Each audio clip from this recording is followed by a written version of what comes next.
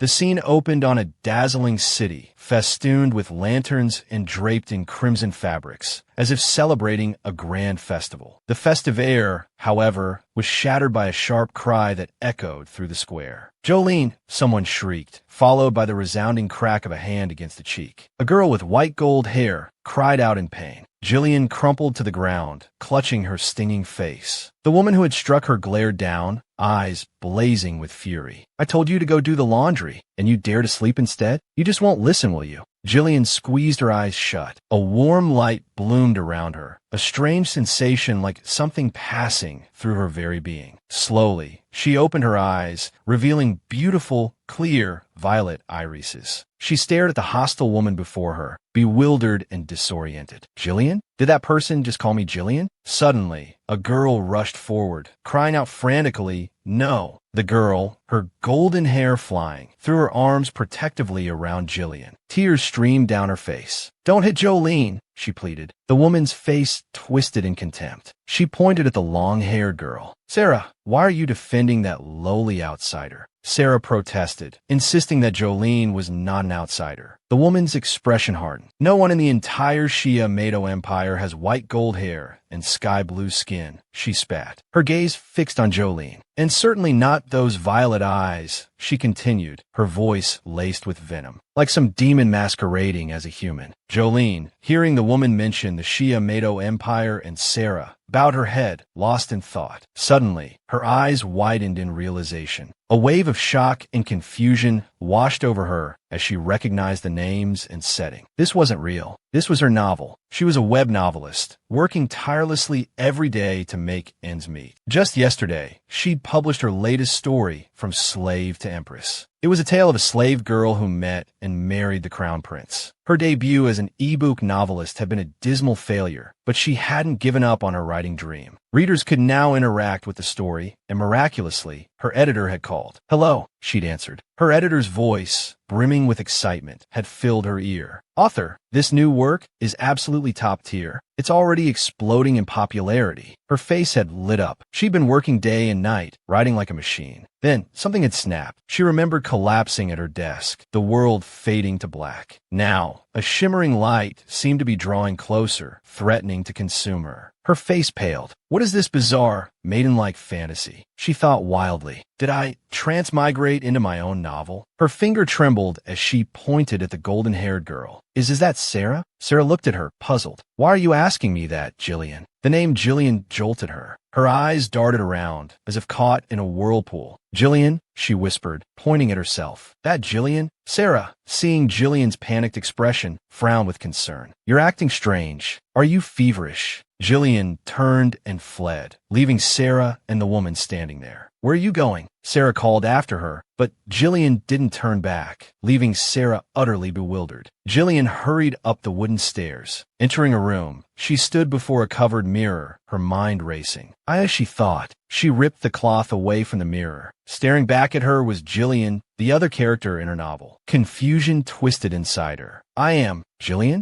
The person in the mirror had stiff, straw-like white gold hair and dull violet eyes like lifeless pansies. Her lip was swollen from the blow. Then, she touched her face, thinking that it still couldn't hide the young woman's beauty, enough to be remembered forever by anyone who met her once in their lifetime. Using her beauty and charm, she became the 9th Empress, the villain in the novel who intended to kill the female protagonist, Sarah. She suddenly recalled the moment earlier when the golden-haired girl ran out to hug her, before that crazy woman appeared. That was Sarah, but then, she clutched her head, wondering why she had transmigrated into the most unsuccessful novel she had ever written. The plan was to harm the female protagonist, but in the end, it was Jillian who died. Then, she panicked, thinking about what to do next, because Jillian's real story had just begun. Because in the story, she had to struggle at the bottom of this world for 2 years, and then when she turned 14, that fateful moment would arrive. Exactly 2 years later, one night, a scream echoed through the red light district. "Sarah, Jolene, come here." A large man with a scar above his left eye, his arms thick with muscle, said with a sinister expression, "I don't know which one of you will be chosen, but you'd better know that thanks to me, your lives are about to get much better, because one of you will be adopted by a noble family." Then, the old man grinned, promising a castle from his family's estate, something not even the maids could enjoy. He was a crazy guy who liked to make decisions on his own. Thinking about what might happen to Jillian, or rather, herself, she felt a surge of terror. She recalled that part of the novel, thinking that if it was about the adopted daughter of a noble family, it must be referring to Marquis Benon. At that thought, she truly panicked. Jillian reminded herself that it couldn't be, because Jillian, the adopted daughter of the Benon family, would never forget the horrific abuse she had always suffered. She absolutely couldn't get involved in this storyline, Jillian thought fearfully. Later, Sarah gently clasped Jolene's rough hand, softly asking if her close friend, Jolene, was sick. Seeing Sarah's worried expression for her, Jillian remained silent, saying nothing. Sarah continued, "The master called us downstairs. We should go too." Afterward, Sarah gave a bright smile and then pulled her hand, saying, "Hurry up." Seeing Sarah acting like this, Jolene was completely stunned. This was the kind and gentle Sarah, she thought. She truly was a female protagonist loved by all. Jolene thought silently.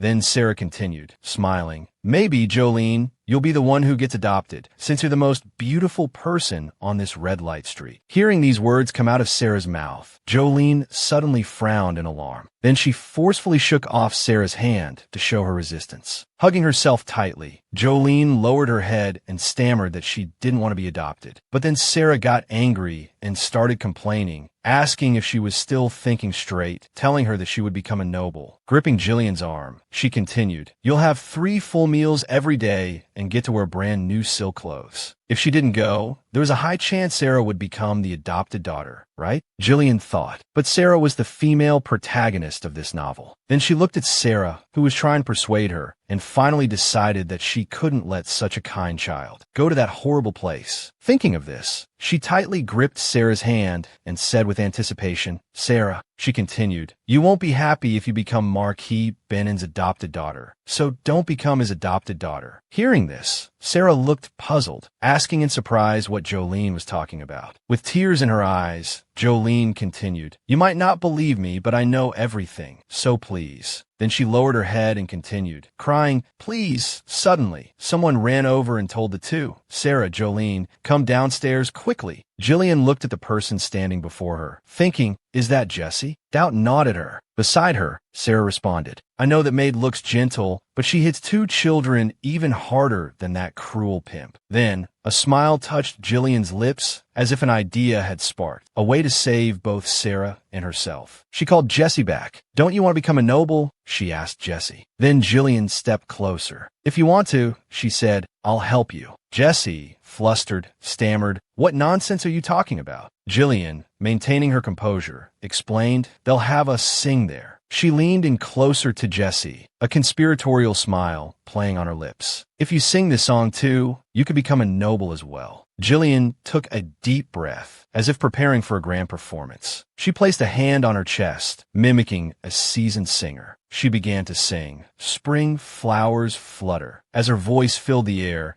it was as if the very space around them was enveloped by blossoming flowers. Sarah stared, utterly dumbfounded. She had never imagined her friend possessed such a beautiful voice. She had never heard her sing before. Jessie's eyes widened in astonishment at the clear, captivating notes. When Jillian finished, Jessie asked, "So if I sing like that, it'll sound beautiful, right?" Jessie, brow furrowed in concentration, took a deep breath, her gaze fixed expectantly on Jillian. She began to practice, the burning desire to become a noble fueling her efforts. Watching her, Jillian pulled Sarah aside. "Sarah," she whispered urgently, "please don't sing." Her face paled with a sudden fear. "If we attract the attention of the nobles," she continued, "we're doomed." Seeing Jillian's expression, Sarah, speechless, simply nodded in agreement. 2 men were already waiting for them in the hall, one in a yellow shirt sitting on a chair, the other standing beside him. The man in yellow surveyed the 3 girls before him, his brow furrowed. "Sing Spring of the Empire, Winter of the Emperor," he commanded. Upon hearing this, Jessie, eager to seize the opportunity, quickly stepped forward. "I'll sing first," she declared. A wave of worry washed over Jillian. This was the song Marquis Binon often sang for his lost daughter. She watched Jessie sing, a chilling thought gripping her. If Jessie sang well. Jessie continued to sing, but as she reached the part about spring, a sudden hiccup erupted, shattering the performance. Jessie, witnessing the disaster, covered her head in despair. Jessie was no help. Seizing the opportunity, Sarah quickly rushed forward. Panic flared in Jillian's chest. She hadn't expected Sarah to do this. Sarah opened her arms and began to sing, her voice ringing out with the words, "Spring flowers flutter, little leaves whisper," as if spring itself had embraced her. Jillian rushed to her side. "Sarah, what are you doing?" she hissed, trying to pull her away. Suddenly, Sarah's demeanor shifted. She shoved Jillian's hand away with unexpected force. Jillian, stunned, couldn't comprehend what was happening. Fear drained the color from her face. Finally, Sarah finished the song.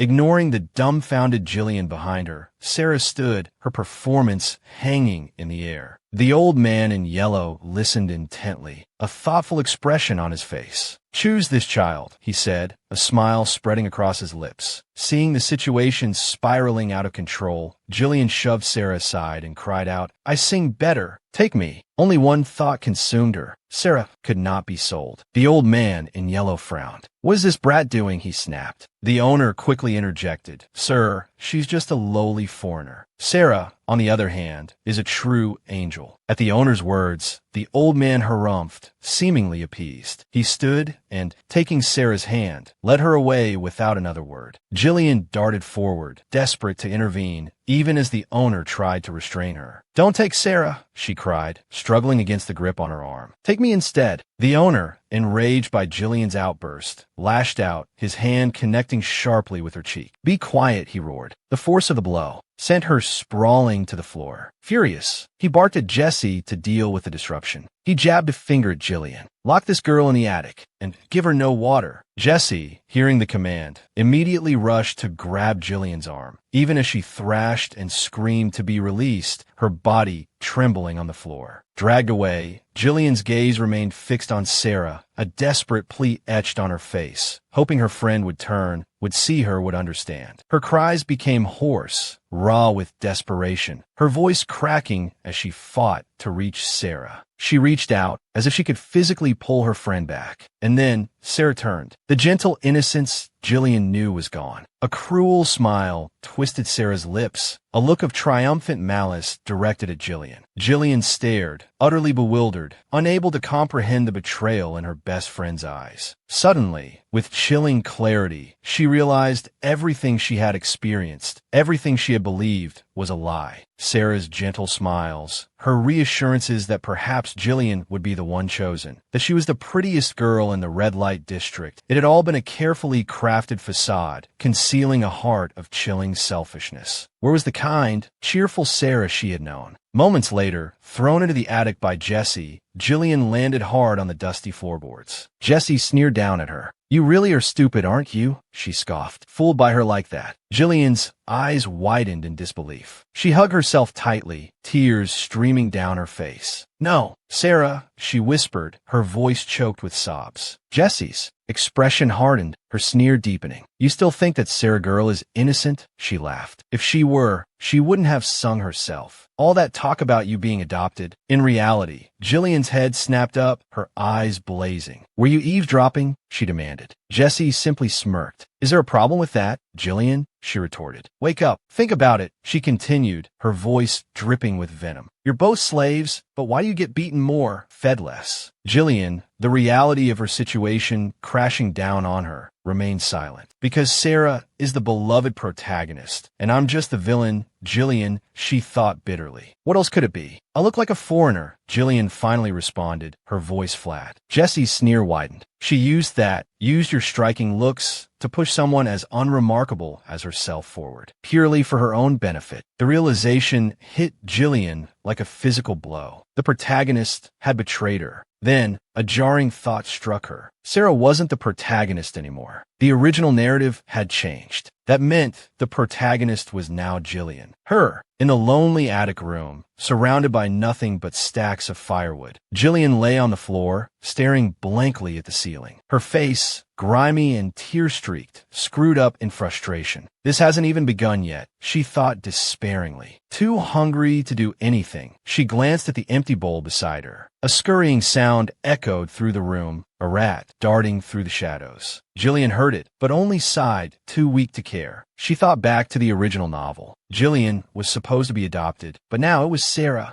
Ever since she arrived in this world, the story had changed. Sarah had been the only one who could have read the original story. But now, that person was her. And before, Jillian had only her God-given beauty. But now, things were different. Jillian would smile more. She would work harder. She would survive. Just like Sarah, the female protagonist in the original novel. With this thought, she continued to stare at the ceiling, wondering if Sarah had changed as well. If so, why didn't she know anything? Or was it because he hid it too well, going nowhere? Thinking about it more carefully, she always looked at me with cold eyes. Sarah also excitedly reminded herself of the strange experiences with the prostitutes back then, but now she understood that it wasn't helping. It was just taking advantage of someone like me who was undoubtedly trapped in the original story. Then suddenly, she covered her mouth with her hand and coughed loudly. Her body was drenched in sweat, and she gradually felt dizzy. She touched her forehead and felt hot. Her eyes deepened, and then tears slowly slid down. Because of reality, she still mourned for Sarah, believing that the original story had been changed, making Sarah the adopted daughter of the Banan family forever. Unable to forget that terrible abuse. So is Sarah being abused in her place now? She bit her lip and said to herself, I was betrayed, but why should I feel guilty? Then she sat up with all her might. After all, she wasn't the author now. She was just Jolene, that trash, happily bullying those weaker than herself. I don't want to die so weakly.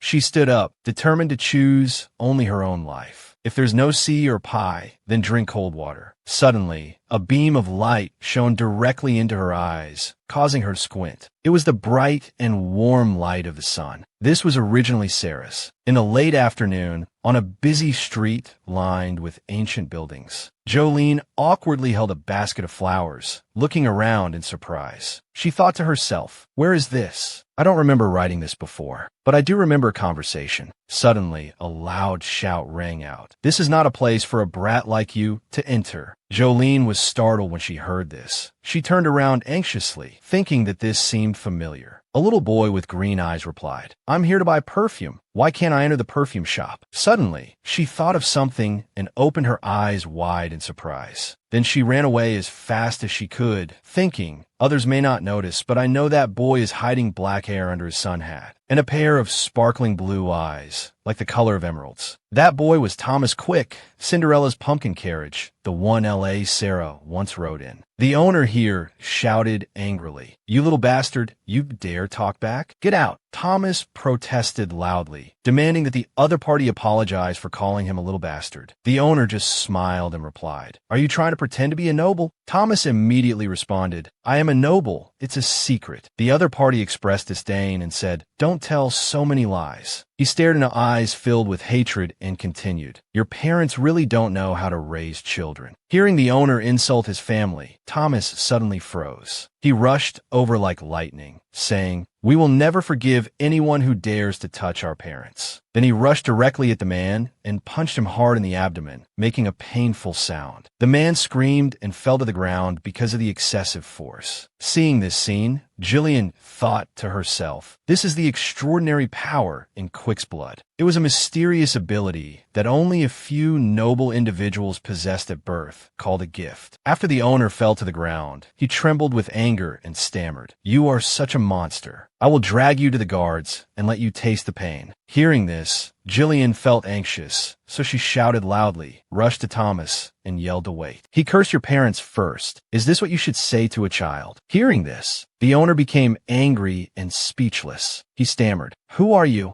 Jolene replied angrily, What does it matter who I am? After being protected by someone, Thomas looked at him with gratitude. Then she turned around, startling Thomas. Jolene turned her head to speak. Are you all right, young master? She asked, gently brushing aside his hair. Seeing Jillian like this, the boy standing in front of her suddenly blushed, his heart racing as if he had seen the spring sunshine. But then he nervously asked who Jillian was. Jolene hesitated for a moment, then replied, "I'm fine." She took a deep breath, thinking that she could do it like the protagonist, just like Sarah in the original story. Then she gave a bright smile and scratched her head. "I'm just a little girl passing through this village." The boy then turned to the man lying on the ground and asked Jolene, "That guy fell down, so why are you asking if I'm all right?" Jolene looked at the boy, puzzled. He replied that it was actually the young master who was hurt. Then, flustered, she said that the other man probably didn't know he was a noble because he had hidden his hair. Hearing Jillian say this, the boy fell silent for a moment. Then he turned and walked away. Seeing that things weren't going well, Jillian panicked. "This won't do," she thought. "I need to ask his name and where he lives." Seeing the situation wasn't developing as expected, she quickly ran to the boy's side and asked, "If you don't mind, could you tell me your name?" The boy remained silent, walking away without saying anything. Wanting to ease the tense atmosphere, Jolene continued, "Young master, didn't you hear? My name is Jolene." Hearing this, the boy glanced at her, then lowered his head, clenching his fists tightly. Seeing this, Jillian suddenly stopped talking. The boy, frowning, asked Jillian why she wanted to know his name. Hearing this question,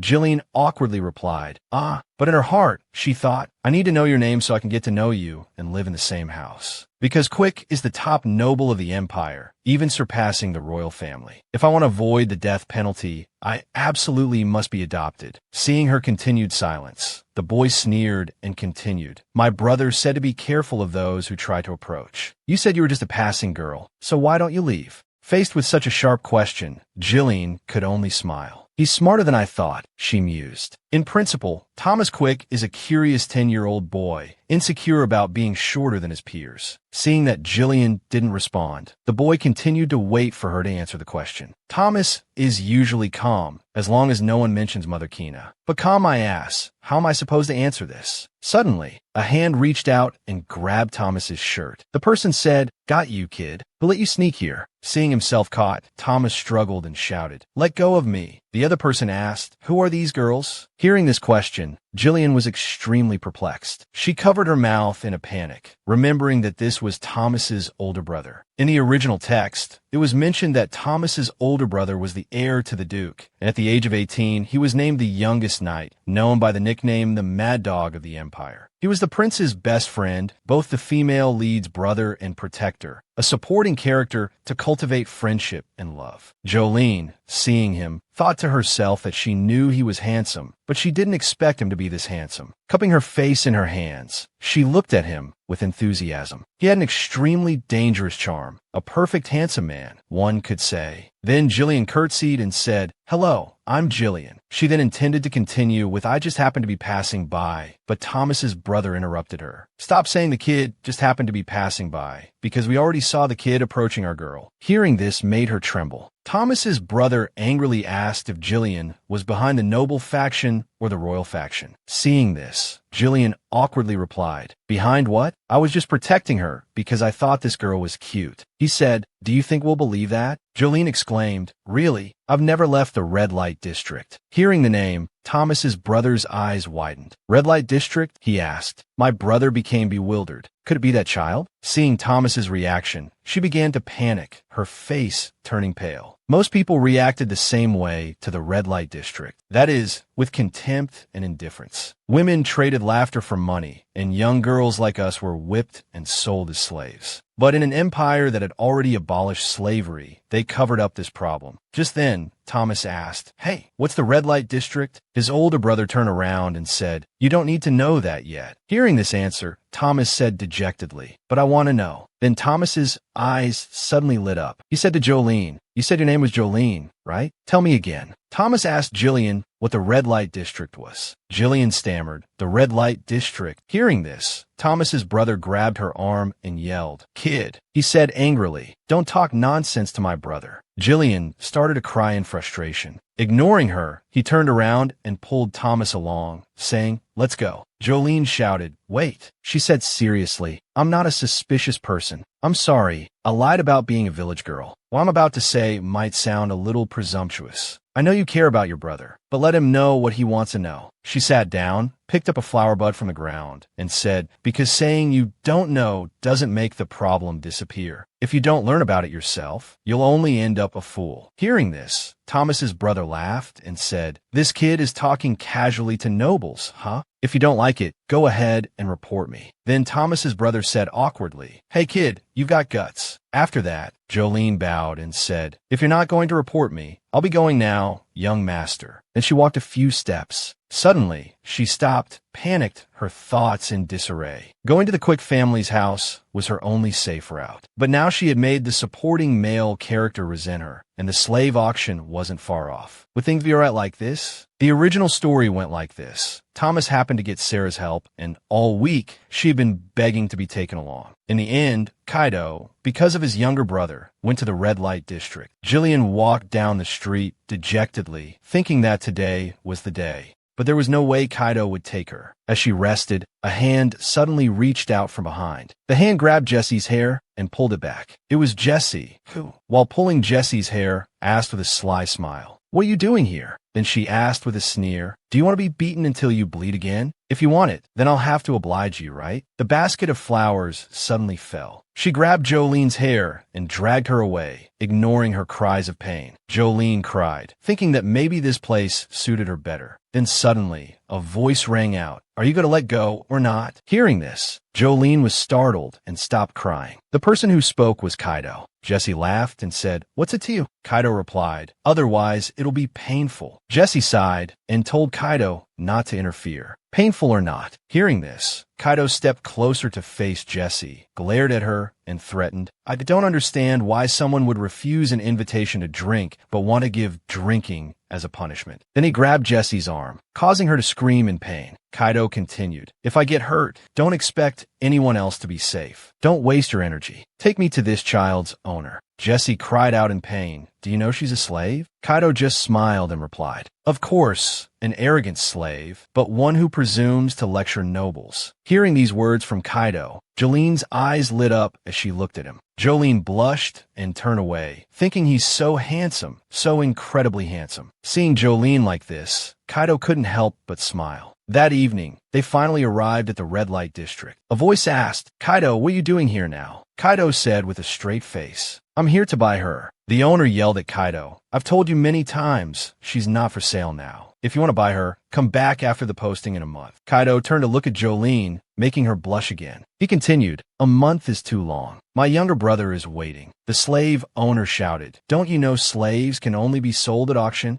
Kaidel replied with a sneer, that's ridiculous. Not long ago, Mark, or was it Ben, took someone just like that. Hearing Kaidel mention this, the owner asked nervously, Banan? Kaidel continued, feigning ignorance. I suppose I should tell him about the Banan carriage I've been using. Hearing Kaidel say this, the owner dejectedly replied that he would sell her. Then, stammering, the owner went on about how, thanks to the young master, there were many customers waiting for Jolene and his reputation wouldn't be ruined. Kaidel sighed and asked how much he wanted. Hearing this, the man replied with a smile, at least 600 gold coins. Jolene panicked, thinking 600 gold coins was an unreasonable price. But according to the original storyline, Kaidel was supposed to pay 10 times that and take her away. But Kaidel, usually so aloof, was haggling, asking for a lower price. Seeing this, both Jillian and the owner were shocked, unable to hide the panic on their faces. Is the Duke's heir actually haggling over my ransom? She thought. The owner stammered, describing Jillian as possessing an extremely rare smile in the entire country, with shimmering silver hair and violet eyes, a face even a fairy would struggle to possess. Kaidel replied that he had already seen all that. Then, pointing at Jillian, he said, but isn't she terribly thin from being starved? Kaidel continued, noting the scars all over her body. Seeing this, Jolene was stunned, but then thought it made sense. 600 gold coins was indeed a waste for a slave covered in wounds. Kaidel was clearly more frugal than she had anticipated. Then, Kaidel asked with a smile, how about 5 gold coins? The man became furious, yelling, don't joke around. Absolutely not. I already spent 50 gold coins to buy her, not to mention the years of upkeep. Kaido retorted, his voice icy. Be careful what you say. It's not you who's been keeping this child, but the other way around. Kaido put down the gold coins and said, this isn't Jolene's ransom, because this child isn't something to be bought or sold. I'm giving him money so he can pay for her treatment. He slowly approached the brothel owner. He raised his fist as he spoke, then landed a powerful blow to the old man's stomach. The blow was so powerful that it sent him flying, scattering the surrounding objects. Seeing this, Jolene was stunned, thinking that Kaido's skill had only struck once, yet he had flown so far. Then Kaido walked over to the owner, who was lying unconscious on the ground, kicked him a few times, and asked if he was dead yet. Is he really dead? If he is, I'll be heartbroken. Seeing this, Jolene was dumbfounded, then covered her mouth and burst out laughing. Haha. Kaido turned around and laughed too. Why are you laughing? If he really died, things would get complicated. Jolene replied, so be careful. Kaido scratched his head and said, I meant to ask you earlier, are you really a slave? Jolene, suspicious of many things, said that he had paid her ransom but still didn't believe her. Kaido replied that if she felt uncomfortable, he was sorry. Then he extended his hand, gesturing for her to shake it. Jillian asked herself, can I shake his hand? I can, she answered, reminding herself that he was a person who was always kind to girls. Jolene hesitantly narrated, I'm not a girl, but an arrogant slave. Suddenly, the handsome man in front of her smiled gently and gave a firm instruction. Jolene, remember this. When I'm around, don't forget these words. No one can call you a slave. On the way to the Quick family estate, Jolene gazed out the window at scenery so beautiful she'd never seen anything like it. Most distinctive was the imposing statue on a tall pedestal, a magnificent dog holding a sword in its mouth. After a long journey, they finally arrived at the Quick family estate. Looking at Kaido, Jolene thought, as expected of the Quick territory, it's even more impressive than I imagined. The Duke of Quick was the only family that could rival the royal family. The Empire's strongest Mungut cavalry and the Manhaven intelligence force both belonged to the Duke of Quick. People throughout the Empire called the Quicks the heroes of the Empire. Thinking of this, she suddenly smiled to herself. And he's Kaido, the heir to the Quick family. Kaido, noticing Jolene looking at him like that, suddenly glanced back. He asked her what was wrong, and Jolene, blushing, turned her head and stammered. Then she asked him if he had been following her in the market all along. Kaido asked in return why she would think that. She shyly replied that it was just because he had appeared at the perfect moment. And you also kept an eye on me sneaking out all day. So how could you have known I was there? Kaido simply smiled and said, it's a secret. Hearing this, Jolene pouted. After a while, the carriage finally stopped. Jolene got out of the carriage, and her eyes widened in surprise as she took in the sight before her. 2 lines of servants bowed before her, welcoming their master home in unison. Kaido handed his robe to the butler and asked why Thomas hadn't come out to greet him and was instead doing something else. The butler bowed and replied that the young master was copying scriptures as instructed by the master. Kaido then walked in, saying that it seemed the punishment for sneaking out was too light. Hearing Kaido say this, the butler replied with a smile that steak had also been temporarily forbidden. Kaido exclaimed, that's too harsh. Then the butler turned to Jolene, who was standing in front of the magnificent estate, and asked, who is this? Jolene will be becoming a member of our family. When Jolene heard this, her eyes lit up. Really? A family member? She imagined herself playing hide-and-seek with Thomas, playing together. Then she pictured Kaido kneeling down and asking if she wanted to be his little sister. She suddenly blushed, thinking with a smile, what if I were the Duke's daughter? Suddenly, Kaido walked over, beaming, and said that she would be Liat's assistant. Jolene panicked, wondering what that could possibly entail, because if it was Liat, that meant the royally recognized genius master alchemist. Thinking of this, she started to glance surreptitiously at the maids around her, who quietly averted their gazes. The master alchemist's assistant in the Duke's castle, it's all so suspicious. The butler approached and asked if she was also a master alchemist. Kaido chuckled and said to wait, that he would entrust her to Elliot, who would prepare a room for her and introduce her to Phil. As Kaido walked away, she thought disappointedly, I thought I was going to be the Duke's daughter. But pushing aside her disappointment, she resolved herself. What's important now is the Duke's castle right in front of me. Then, finally, the butler said to Jolene, "Miss, I'll show you around." Jolene replied, confused, "What do you mean, miss? You don't have to call me that." But the butler continued, smiling gently, "How can that be, miss? This is the first time the young master has personally entrusted someone to my care." Jolene replied, flustered, "This." The cheerful butler, leading the way, said, "Take your time. You'll understand soon enough. Now this way, please." Inside the luxurious estate, Jolene looked around in awe as she walked. Then she suddenly turned around, thinking, "I thought I heard something just now." Suddenly, a figure with green hair brushed past her. He apologized awkwardly, leaving Jolene equally bewildered. Jolene was bewildered by what he was saying. He covered his face strangely, weeping, and said, "I'm sorry. I didn't expect to wake up in this world." As he spoke, he cried even harder. Jolene rushed over and asked, "Do you know me?" Hearing her question, he abruptly stopped crying and looked up at her. "How could I not know Kikik?" Jolene exclaimed, asking what he was talking about. Just then, the butler approached and interrupted them, asking Jolene if anything was the matter. Jolene pointed to an empty space and stammered, "There," but he suddenly disappeared again. Seeing that something was wrong, she stammered, trying to explain that there had been a servant with green hair. Then, feigning distress, she said, "I must be a little tired. I am sorry."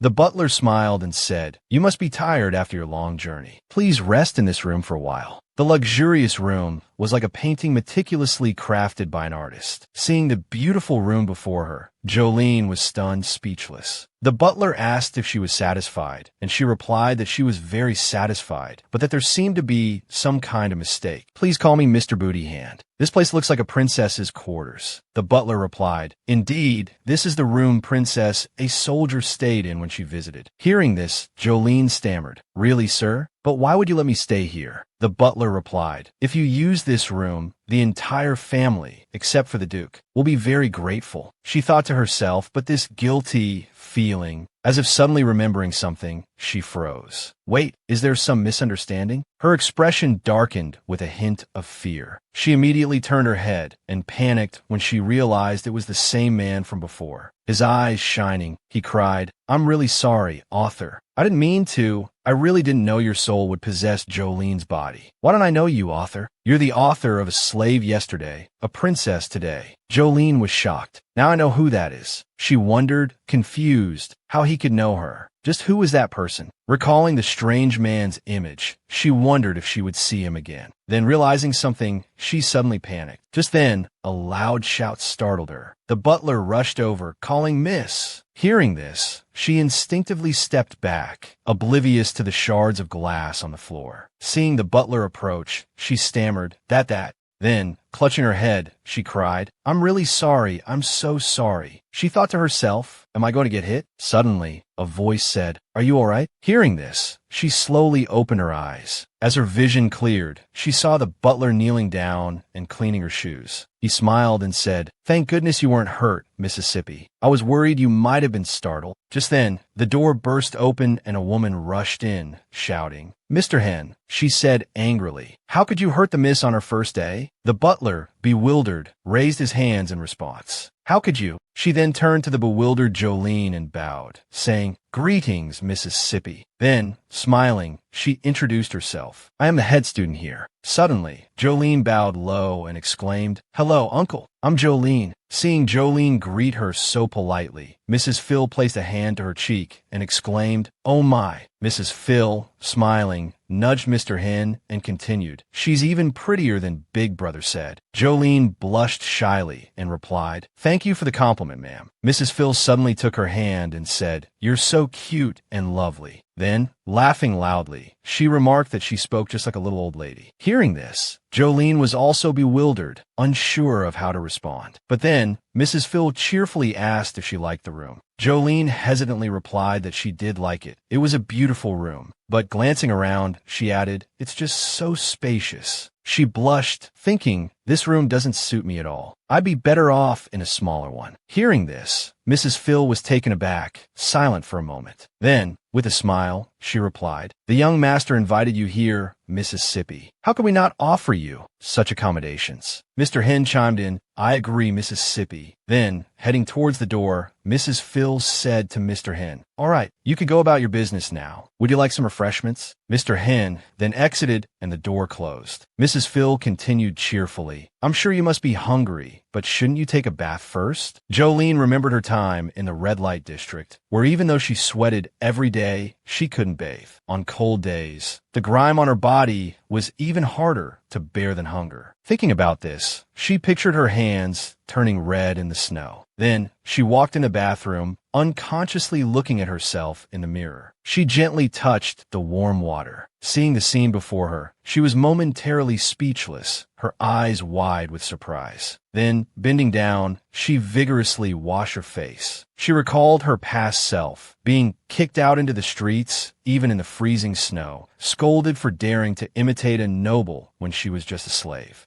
Panicked, she stammered, "I was wrong. Please forgive me." But before she could finish her sentence, a bucket of cold water, suddenly, was splashed hard against her face. The owner laughed, saying, "Are you awake now?" Being splashed with cold water in the freezing winter made her shiver uncontrollably. But now it was different. She was bathing in warm water. Mr. Hen was beside her, helping her wash. She marveled at how warm the bath was. Then, shyly, she told Mrs. Phil that, although a little embarrassed, it was her first time bathing in such a tub. Mrs. Phil smiled and replied, "I'm glad you like it, Mississippi." Jolene picked up a bit of soap and continued, "I really like it. I feel like I've become a princess. I'm truly happy." Mrs. Phil, about to lift her hair to wash her neck, saw the old scars of abuse all over her back. Seeing this, she was horrified and burst into tears. "Oh my goodness!" Seeing her trembling, Jolene turned and exclaimed, "Mrs. Phil." Then, Mrs. Phil couldn't hold back her tears any longer. Jolene asked, "Andy, why are you crying?" Mrs. Phil, sobbing, replied, "It's just, I'm being silly." Trying to compose herself, she told Jolene that the older one gets, the easier it is to cry. "I'm sorry, Mississippi." Hearing this, Jolene smiled and replied, "I'm all better now. It doesn't hurt at all." Mrs. Phil smiled and said, "Of course it doesn't." She cheerfully continued, saying that Jolene should be proud of herself. Jolene turned, asking proudly, "Do you really think so?" "Of course. Even covered in scars, you persevered, Mississippi. You didn't die, you weren't defeated, and you made it to this castle. So from now on, you just need to eat well and grow up strong, and these scars will heal soon. Everything will be all right." Hearing this, Jolene couldn't control her emotions, tears welling up in her eyes. The two embraced tightly. This scene was witnessed by the woman who had entered Jolene's room earlier, who exclaimed, "Oh my goodness!" Looking at Jolene, she said, "How can there be such a lovely young miss?" By now, Jolene was dressed in new shoes, a new dress, and her hair was styled. She looked absolutely beautiful. The woman pulled her closer and continued, "Come now, miss, greet me as elegantly as before. Angel, that's how you greet someone." Seeing her new appearance in the mirror, Jolene was stunned. She looked completely different. She wondered if she really was an angel. She touched the mirror, wondering if others saw her that way too. What would they think if they knew she was once a slave? Then she remembered Kaidel telling her that no one could call children slaves. Jolene, thinking about this, suddenly fell silent. Then, smiling to herself, she thought, "That's right, I'm not a slave anymore." She placed her hand on her cheek, wondering why it felt so warm. Mrs. Phil, standing behind her, noticed a cat paw-shaped birthmark on Jolene's back. Curious, she asked, "Oh my, what's this adorable cat paw mark?" Hearing this, Jolene laughed and replied, "It's just a birthmark. Does it look strange?" Mrs. Phil answered, "Not at all. It looks just like a kitten's paw print." Smiling gently, she said, "It's truly lovely, Mississippi. I have a birthmark on my shoulder too, but it's big and ugly like an ox." Hearing this, Jolene stammered, "It's not ugly at all." She thought silently. Being teased felt like a mark of a slave, but Mrs. Phil says it's lovely. She treats me with sincerity, so I want to return that sincerity. She continued, "The ox pattern is really cute." Then, blushing, she shyly told Mrs. Phil that she meant it. Hearing Jolene say this, Mrs. Phil was stunned. Then she gave a gentle smile, as if thanking her silently. Then she stepped closer and gently hugged her. Seeing this, Jolene blushed, awkwardly calling out, "Mrs. Phil." Mrs. Phil responded, "Just call me Phil. I want to be friends with you." That moment reminded Jolene of her high school days, which seemed so long ago now, when a bag of candy or a picture of an idol could make you burst out laughing. Having someone who understood you even better than your own mother. That was her best friend, Che Chang. Then she thought, Phil's face and Che Chang's face seemed to overlap. Pushing aside all these thoughts, she cheerfully replied, "Okay, I'll do that. In return, you should call me Jolene."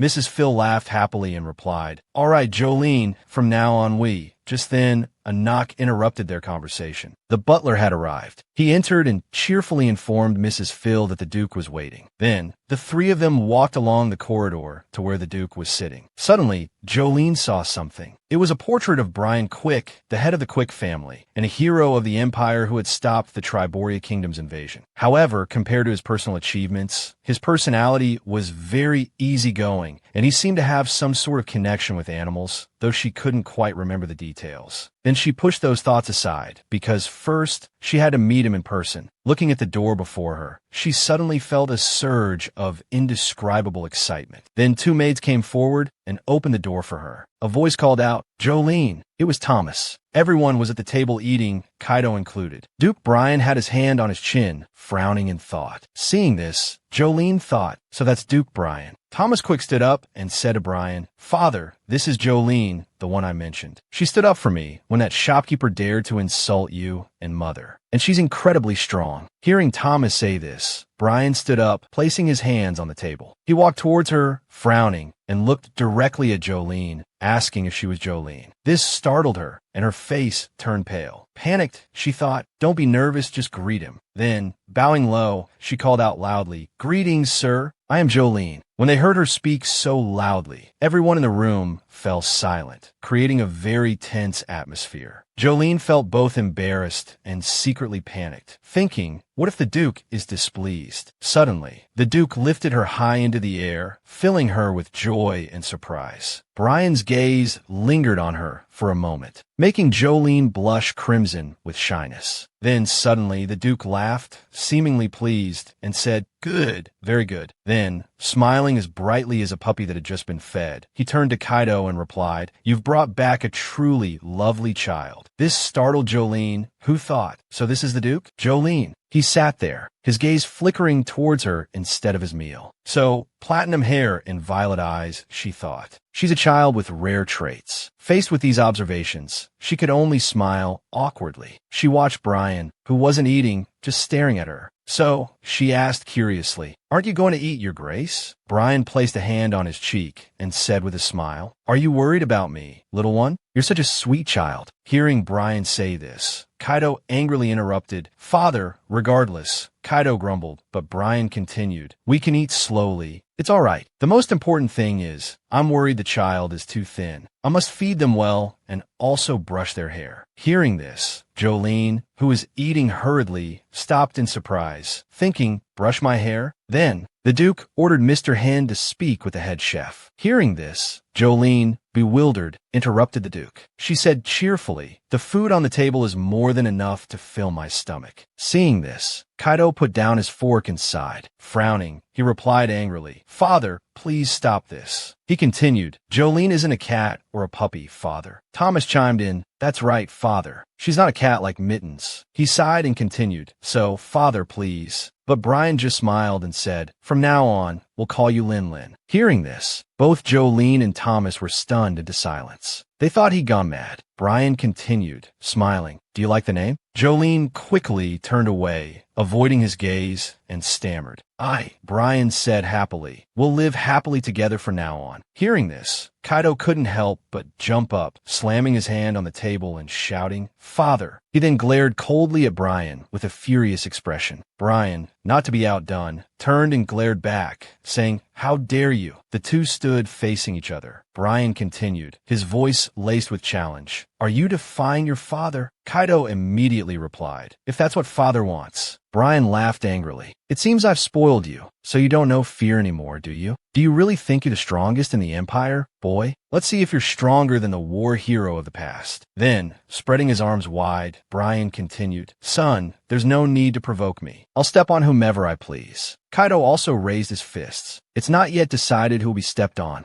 Jolene, witnessing the tense standoff between Brian and Kaidel, was dumbfounded, unsure if this was really happening. Then Thomas came over and handed her a sandwich, telling Jolene not to worry. Continuing to eat his bread cheerfully, Thomas said, They're like this every day. Holding the baguette in her hand, Jolene asked frantically if they were really fighting. Thomas replied that they were indeed fighting. Jolene anxiously asked if they did this even in the dining room. Thomas continued, They don't care if it's the dining room or the living room. I heard they even argued in the Imperial Palace last time. Then Jolene wondered why they argued so much, especially during meals. Thomas replied that his older brother, who was assisting their father as the Duke, had an enormous workload, he'd heard. But my father wants to give the title of Duke to my older brother. Hearing this, Jolene was confused, unsure why that would be the case. During the meal, Brian suddenly spoke up, but his main point was just gibberish. Kaidel said angrily, Did father just call me an idiot? Brian replied firmly, Of course. Then his face suddenly became abnormally cheerful. He continued, In this world, is there anything more important than cuteness? Seeing this, Jolene panicked, thinking, Oh my god, I forgot this is the silly Duke character I created. Duke Quick, who in the novel was a slave yesterday and the crown princess's consort today, a character who loves cute little animals. A character who, despite his charismatic appearance, becomes abnormally gentle in front of animals. Noticing Jolene staring at him like that, the Duke suddenly took notice. Then he smiled at her. Jolene thought, The situation seems to be far more serious than I imagined. The Duke then raised his hand, pointing at Kaidel. Brian continued, Son, if you want to be a true Duke, you shouldn't rely on brute force. Kaidel raised his fist and immediately replied, I'll go easy on you, so feel free to make your move. Seeing Kaidel say this, Brian immediately replied, Then there's no helping it. Kaidel then said, I also have no choice. Then Kaidel quickly rushed forward. He tried to throw another punch, but Brian dodged it. He sneered, Too much talk. Then he clenched his fist, ready to strike, and said, Now it's our turn. Seeing this, Kaidel panicked. Thomas, noticing from afar, commented that his father's movements were more elegant today, leaving Jolene speechless. Thomas turned to Jolene and said with a smile that it must be because of her that his father was in such a good mood. Then they started fighting at the dining table. Seeing this, Jolene panicked as they trampled everything with excessive force, sending everything crashing to the floor. Seeing this scene, Jolene was speechless and helpless. She stammered the food, then clenched her fists, trembling slightly. These people don't know how precious food is, she thought. Her face fell. Then she suddenly shouted, Both of you must stop right now, or else. Scattered food lay everywhere on the floor. Today's entire meal was ruined by the two men's fight. Because of the girl's sudden scream, both of them abruptly stopped. The chaotic space suddenly became quiet. Brian asked in confusion. Lin.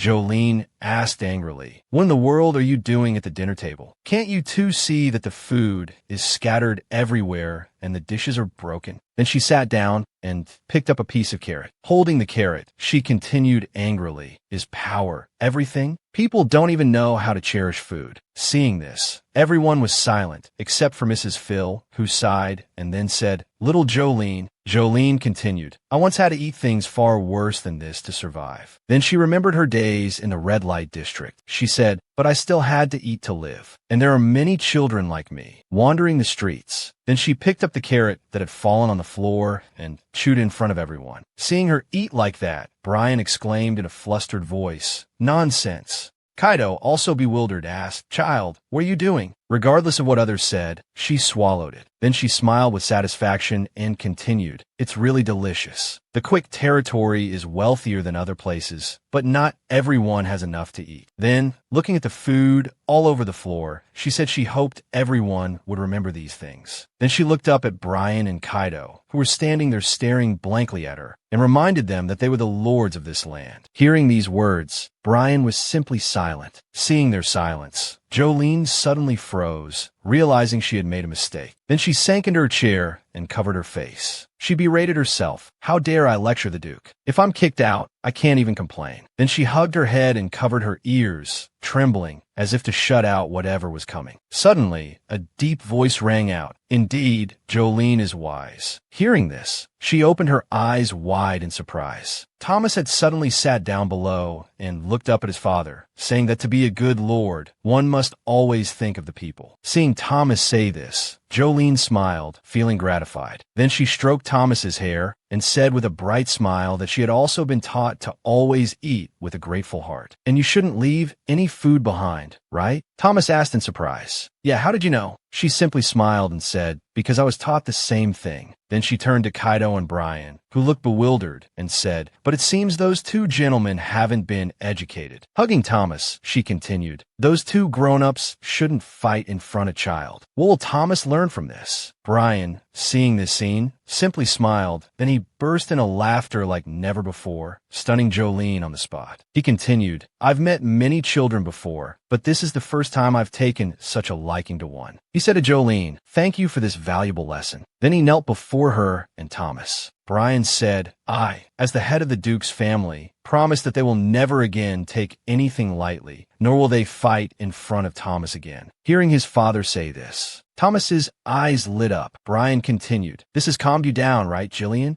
Mr. Hen stood by, stammering, hesitant about how to speak to the Duke. Seeing this, Jolene stood awkwardly behind Thomas, stammering, she thought he seriously called my name, and the Duke even knelt down. Truly different from those nobles who mingle with the poor. She told herself that if she lived with people like this, she would see everyone smile, from Mrs. Phil to Mr. Hen, to Thomas and Kaidel, and especially Duke Brian. She replied with a bright smile, Sir, of course, it's an honor for me. She thought, although not a noble's daughter, this seems like it will be fun. Then Brian, as he stood up, trembled slightly and said nothing, which startled her, prompting her to ask, Your Grace? Suddenly, he stepped closer and hugged Jolene, smiling. That's a lovely smile, he said. 1 month later, still at the quickest state, Jolene leaned against a wall. A moment later, she saw someone approaching. The person asked, You must have been waiting a long time. The person who approached, smiling, was none other than Kaidel. Afterward, she walked happily with him, chatting as they went. She asked, So, I'm learning alchemy starting today? Will I be able to see Mr. Elliot? Kaidel replied that, first, they should go and say hello. He then added wearily not to expect too much from Elliot. Then he turned to Jolene, who was waiting excitedly. Seeing this, he stopped talking and sighed. He continued, Well, you'll understand once you experience it firsthand. He then led her to her room. He opened the large door, revealing a room filled with experimental equipment, globes, and stacks of books.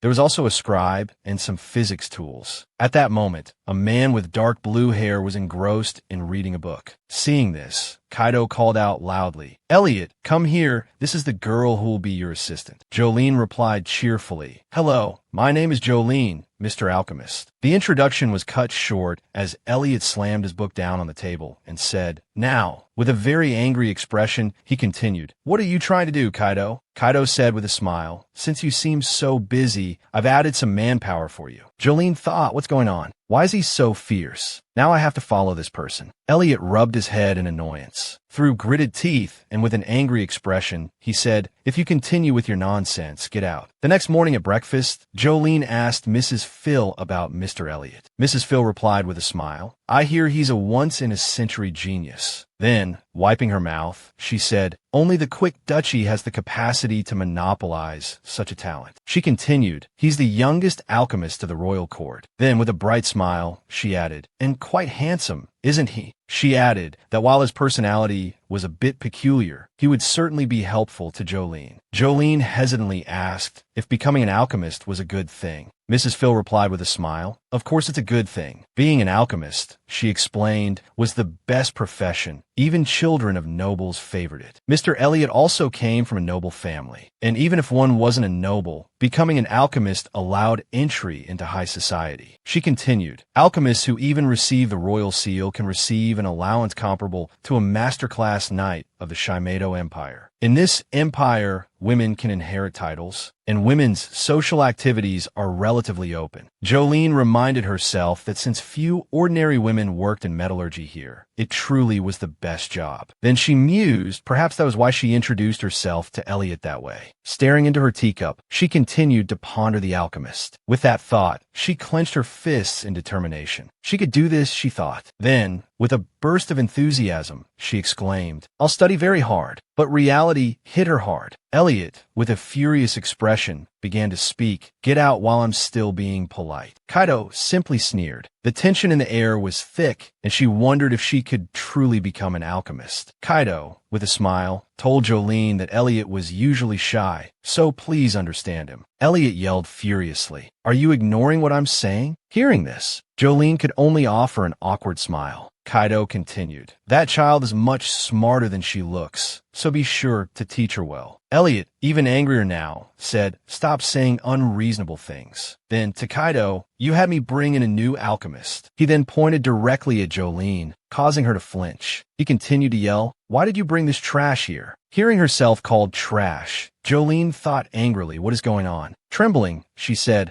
"I'll work hard not to be trash." Hearing this, Elliot simply sighed and continued, "Someone without any ability. Their mere existence is trash." Kaidel interjected, "Who can predict that Jolene might become a better alchemist than you?" At this, Elliot let out a scornful laugh. He said with a contemptuous laugh, "This little brat." Seeing Elliot's attitude, she could only clench her hands tightly. Trembling, she thought, "This name really is..." Then Kaidel placed his hand on Jolene's head. "As for you," Kaidel said, "I told you that while Elliot has a sharp tongue, he's not a bad person." This made her blush. Hearing Kaidel say this, Elliot simply raised his middle finger, telling that damn bastard to drop dead. Kaidel laughed, saying, "Perhaps." Hearing Kaidel, Jolene laughed too, saying, "I believe that's true." She thought, "It feels like he really cares about me." Then she said she would work hard, young master. Hearing Jolene address him this way, Kaidel froze, shocked. He stammered a few words, then turned and left, leaving Jolene bewildered. Young Master Kaidel brushed her off, saying nothing except they'd talk later. Jolene couldn't understand why he seemed so displeased. Behind her, Elliot began to speak. "This is all nonsense. Even you've taken the wrong medicine, haven't you, Kaidel?" Then, approaching Jolene, he said, "I know gray hair is unique, but this makes Jolene afraid." Elliot continued, with a smirk, "You might become a peerless beauty, won't you?" This left Jolene standing there dumbfounded. Then, flustered, she thought, "Can't you tell just by looking?" After a moment, she reached out and picked up a book. She wondered how someone could ask such a rude question. A beautiful and charming girl like me, Jolene without a divine face, is just a corpse. Thinking this, she smiled with satisfaction and closed the strange book. Then she picked up another book, and, as she read its contents, she wondered what it was all about. Just then, Elliot suddenly stepped forward and snatched the book away. He asked her why she was reading that book. She couldn't understand. Elliot continued, "I already told you, child, you're useless here." Jolene retorted, "Who's amazing from the start?" Elliot immediately replied, "I was amazing from the start. We have millions of pieces of information on materials and thousands of combinations in our heads, creating solutions instantly after analyzing them once." Then, with a smirk, he added, "You can't learn this at all. Rather than me sending you back, why don't you just disappear?" He sighed, adding, "This is the last warning." This made Jolene chuckle softly. Seeing Jolene's bright smile, Elliot yelled furiously, "How can you laugh like that, you messy-haired child?" Jolene replied, "Because you're so funny. You can't chase me away. You can only ignore me, even if you don't like me." She continued, "So you're trying to scare me, right?" Hearing this, Elliot was stunned. He yelled, asking why there was a girl like this. She replied with a smile, "Oh, isn't that too much? Genius alchemist. If that's the case, then let's make a bet." Elliot, suddenly incredulous, asked why. Jolene continued, "If I lose, I'll obediently leave the tower. Otherwise," she continued with a confident smile, "if I win, let me be your assistant." Elliot retorted, "Why would it be that?" Jolene continued, explaining that if she lost, she would gracefully depart from the tower. On the other hand, she confidently stated that if she won, she wanted to be accepted as his assistant. She asked Elliot if this proposal wasn't good. Elliot frowned, saying, "Why would I do that? I don't like it." Elliot turned to walk away. Jolene quickly continued, "Normally, you should pretend to think about it for a bit." But Elliot immediately countered, "Because it's not interesting at all. He turned back angrily, saying, "Enough with this nonsense. Get out." Watching Elliot leave, she thought, "He's tougher than I expected." But she steeled her resolve. She told herself, "If that's the case, I'll have to change my tactics." As Elliot was preparing a solution, she approached, saying, "Mr. Elliot, I definitely won't back down." Elliot, not paying much attention, replied, "Hey child, didn't you hear me tell you to stop?" He continued, "Even if you just sit still, the Duke will make sure you have enough food and a place to stay." "What's the problem?" She replied with a smile, "Because I also want to be of help to everyone in the Duke's household." Thanks to Kaido's words, he said that Jolene would one day become a member of the family. She said, "Young Master Kaido brought a lost soul like me back to the Duke's house. And those working there didn't discriminate or judge. They accepted my true self. How can I just freeload here?" Then she suddenly asked Elliot, "You're not really the type to eat the fruit and then fence off the tree, are you?" Hearing this, Elliot angrily said to her, "Are you done yet?" Jolene replied with a bright smile, "I'm still here." Elliot continued, telling Jolene that if she said one more word, she would regret it for the rest of her life. Jolene responded, "My goodness, are you threatening me? Great alchemist. Are you trying to scare me again? Or is this just another bluff?" She scoffed, continuing, "Even if something happens to me, Lord Elliot won't be affected. Who would care about harming a girl like me? Because he comes from a noble family." Hearing this, Elliot trembled with anger, stammering, "What are you talking about? When did we ever talk about this?" Seeing that her plan had hit its mark, Jolene smiled, thinking bullseye. She thought to herself, in her past life writing novels, she was just a slave, but today, as the crown prince, she had created such an original Elliot. Elliot, the third son of the Marquis family. I hate it when nobles gather and gossip, especially those who put power above all else. Thinking this, Jolene smiled to herself, picturing how she must look now. Then, Elliot, his face flushed, said, "That's not true. I wouldn't hurt anyone." Hearing this, Jolene smiled brightly, saying, "Oh, I misunderstood you. Then can I stay here from now on?" Hearing this, Elliot panicked and asked, "What?" Jolene continued, "You said you hate bets, so I have no choice but to become this lab's assistant." Then, picking up a bottle of solution, she said with a smirk, "First, anything expired should be thrown away." Seeing this, Elliot yelled, "Why aren't you putting that down?" He then snatched the solution back from her, saying, "Do you know how precious this is?" Jolene countered, "Precious things should be stored properly. How long has it been since you cleaned this room?" She then pointed to various corners where mushrooms were growing everywhere. Experimental equipment was shoved into dark corners, coated in dust and grime, and the place with those deadly substances. She exclaimed, "How can mushrooms be growing on the table?" Afterward, Jolene pointed at the bookshelves, asking, "What's wrong with those shelves?" Then, wiping her finger across them, she shrieked in mock horror, "Goodness, does anyone actually live here?" Then, taking Elliot's hand, she said, "Trust me, I'll become your assistant someday." With a bright smile, she continued, "I'll come here every day and clean up this mess." Elliot pushed her hand away, telling her not to smile. He continued, "How dare you touch my things? Are you doing this on purpose to annoy me?" Jolene thought to herself, only realizing it now. Grasping a con man's personality is easy. Anyone looking at this can tell it's a space that doesn't want to be disturbed. Jolene then said with a smile, "How could that be? Elliot cut her off, warning her not to even think about being an assistant and not to touch his things. "Silver hair, this space follows my own rules. Still, I won't accept that brat's provocation. So what we betting on?" Hearing this, Jolene's heart leaped with joy. She replied, "Just this." She thought silently, alchemy is Elliot's specialty, but there are drawbacks. If so, the bet needs to be simple and straightforward. Then, looking at Elliot, she continued to think, only. This way will he feel defeat and respect the outcome.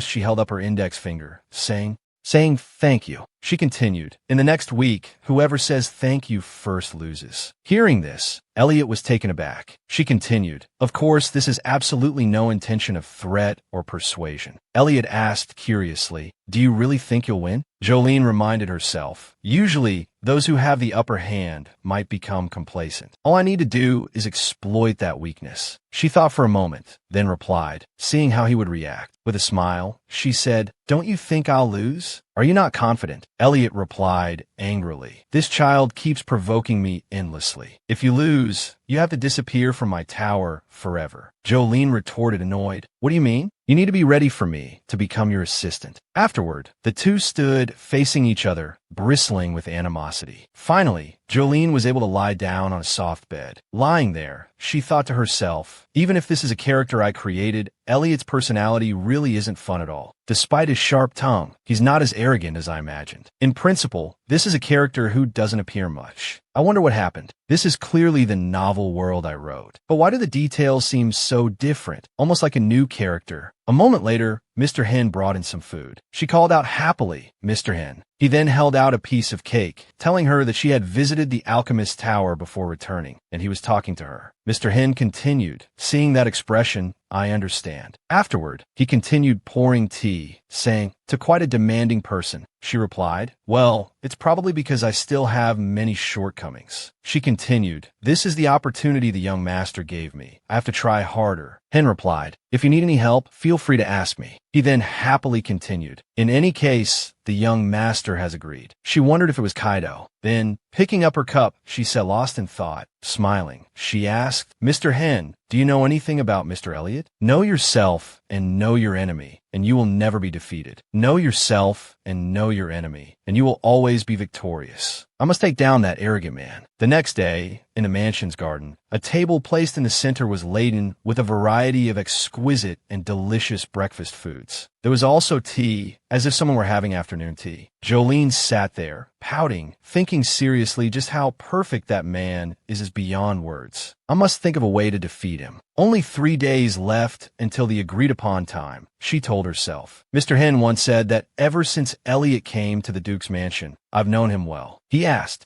"What is Miss curious about?" She replied, "It's something Mr. Elliot needs." With sparkling eyes, she asked Mr. Hen if there was anything she could help him with. Seeing this, Mr. Hen thought to himself, "She's truly captivating." Mr. Hen said, "Let's see what Elliot needs." Essential alchemy materials, such as dragon tears, dragon scales, phoenix feathers. She asked helplessly if there was anything else. Mr. Hen sighed, replying, "Let me think." Elliot isn't someone who talks much about himself. He then wrapped a scarf around Jolene, continuing, "This is a tricky question. What do you think about us asking other people?" He added, "Not everyone can give her an answer, right?" Hearing Mr. Hen say this, she was surprised, as she hadn't thought of this idea. Then she went to ask Mrs. Phil, who replied that regarding Master Elliot, he might need some alone time. Then, going to ask Kaidel, he said, "I don't know what he lacks. His talent is already outstanding." Thomas asked Jolene if she could skip the alchemist and play with him instead. Then the maid said that the man seemed to have been perfect since birth, sometimes avoiding people. They said, puzzled, "Oh, miss, how could you make such a bet?" Thinking about this, she suddenly collapsed onto the table as no one knew. "If things continue like this, I won't be able to become an alchemist and will be driven out to the desert," she thought dejectedly. Suddenly, a voice came from afar. "Lin Lin, Lin Lin, are you there?" It was the Duke's voice. Seeing the Duke, she quickly bowed her head in greeting, then asked, "You're here, sir? Then, I wonder why Elliot is here." The Duke said happily, "On the way here, I ran into Elliot. I brought Lin Lin's teacher for some tea." Hearing this, she felt distressed, then replied, "That's interesting." But suddenly she thought of something. "The result of the past 3 days is that I've learned how cunning a con man can be." Suddenly, Elliot turned to look at her, asking, "Duke, it seems you value Miss Jillian quite a bit." Hearing this, Jillian wondered why he suddenly asked this. Elliot continued, smiling, looking at me as if thinking I'm your daughter. Hearing him say this, she became angry, unsure what was going on. But the Duke asked cheerfully, "So you're saying I look like Lin Lin's father?" Elliot replied, "It might sound a bit unreasonable, but that's how it seems to me." Then, still smiling, he said, "Perhaps I'm mistaken." The Duke simply sighed, saying, "You're the same as always. I mean, I can see right through you." He then asked Elliot if he wanted to add anything. Elliot replied, smiling, "Please feel free to listen, as you are someone who cherishes small and lovely things." Just then, a stray cat wandered into the Quick estate. Hearing this, Jillian panicked, thinking the cat was referring to her. Then Elliot slyly replied, "What do you think of the special care for this child?" Jolene thought angrily, "No matter what, you want to drive me out of the tower, right?" Thinking this, he said with a smile, "I didn't know you were so thoughtful towards me." Elliot sharply replied, "Jillian, don't say such pathetic things. The only thought in your head is getting rid of your white hair." After that, the two stood up and stared at each other, creating a tense atmosphere. However, The Duke interrupted them, asking, "It seems Jolene wants to become your assistant. Is that right?"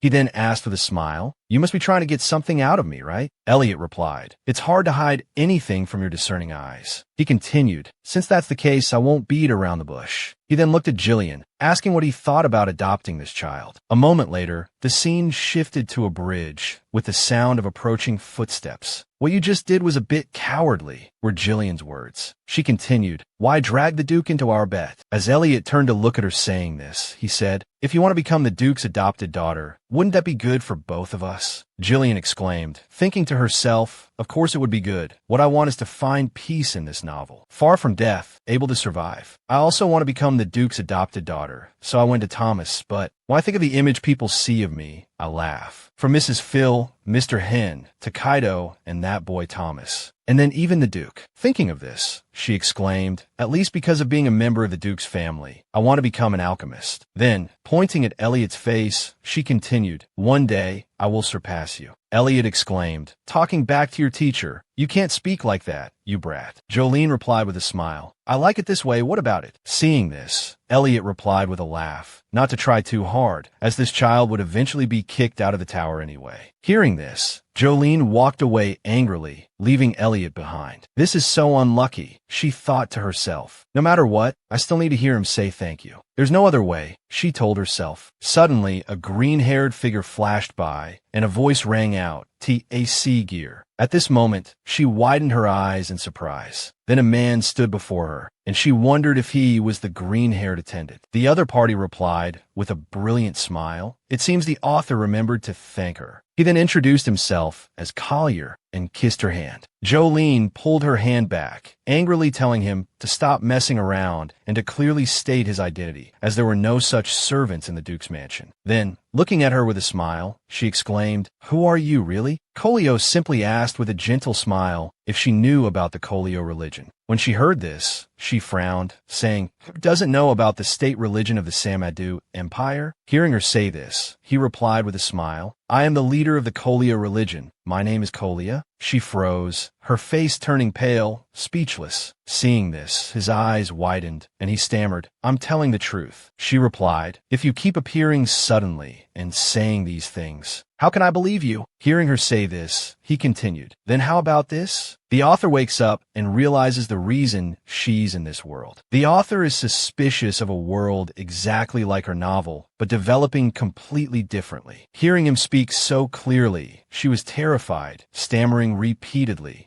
Could it be? He simply continued with a brilliant smile. "Let me greet you again. I am Colorado, the creator who created this world." The scene shifted to Jolene asking someone if they called her here. The green-haired person replied, "For now, that conclusion can be drawn." Jolene angrily asked, "Did you knock me unconscious?" The guy simply replied with a smile, "I apologize for that, but I will compensate you." Hearing this, she froze, her heart sinking coldly. Seeing her silence, the green-haired guy continued, asking if she was all right and if she was angry. She thought to herself, "I never thought the god I've been blaming would appear in this way. This is absurd. I'm trapped in my own short story, turned into the villain, Jillian, for some unknown reason." Malice keeps pouring onto Jolene. "I've been struggling to survive as Jolene, and suddenly you show up saying these things. What does it all mean?" Then she slowly replied, "Aren't gods supposed to be all-powerful?" She then shouted angrily at the green-haired man, "You've ruined someone's life, and you act like nothing happened. Just because you're a god, you can do whatever you want." Seeing her so agitated, the green-haired man simply replied with a confused, "That's not at all, author." Then she asked, "What were you thinking, appearing before me like this?" She yelled furiously, "Where were you when I needed you?" Hearing this, the green-haired man replied cheerfully, "Jillian is my favorite character." He continued, "We are newly appointed junior gods. If you want to become a god, you have to pass many different tests. Creating a world is the final hurdle. We have to create a world, but we lacked ideas, so we referred to the author's novels." As he said this, he covered his face and laughed. He said, "Yesterday a slave, today a princess is my favorite work. As a reader, I wanted to see Jillian live a happy life. If it were me, I could create an even better masterpiece. A beautiful, perfect ending." Then he scratched his head and said, but then his selfish desires took over, so I didn't expect it to turn out like this. Hearing this, Jolene angrily asked, so that's why my soul came to this world? She continued, even though it's based on my novel, this world is completely different from the story. Then, his eyes gleaming, he replied, because this world was created according to my preferences. Hearing this, Jolene gritted her teeth in anger. She closed her eyes and covered her face tightly. Jolene told herself to stop going in circles. I already died once in the afterlife. I won't die here, just like before. Thinking of this, she clenched her fists in anger, leaving the god bewildered. She realized that even though she was angry about being forced into this life, the best thing she could do now was to strive to live well in this society as Jolene. Thinking of this, she firmly tightened her fists. Looking at the god, she thought, even so, this is the first time I've met a fan of my novel. Jillian asked the god how much he paid, and he asked in surprise, what do you mean? She continued, for my novel, are you planning to pay? He replied with a silly grin, no, I've already read all the free chapters. Hearing this, Jolene was completely enraged, struggling to contain her anger. Jolene continued to ask, did you leave any comments? He replied awkwardly, that's because I'm very busy with work. Hearing this, Jolene yelled, making the god abruptly sit down. She said, who in this world isn't busy? You said it was your favorite work, but you couldn't even be bothered to leave a comment. You even plagiarized a female author's work without permission. He watched her speak, tears welling up in his eyes. Author, the reason you're angry seems a bit strange, doesn't it? Jolene grew even angrier, yelling at the author about how important comments and feedback are. She pointed at the god and said, those are the kinds of comments and suggestions that can bring an author back from the dead. Hearing this, the god panicked, lowering his head in apology in the face of her fury. He replied, instead, if there's anything you want, just tell me. I'll listen to anything. Jolene asked suspiciously. Anything, he replied, except for wishes that would disrupt the world's balance. She continued angrily, those are all meaningless excuses. If you can't do it, just say you can't. The god said in surprise, I can give you power. He then cheerfully claimed to be able to grant the power of immortality and eternal youth. Jolene simply sighed, replying that she would be seen as a useless witch.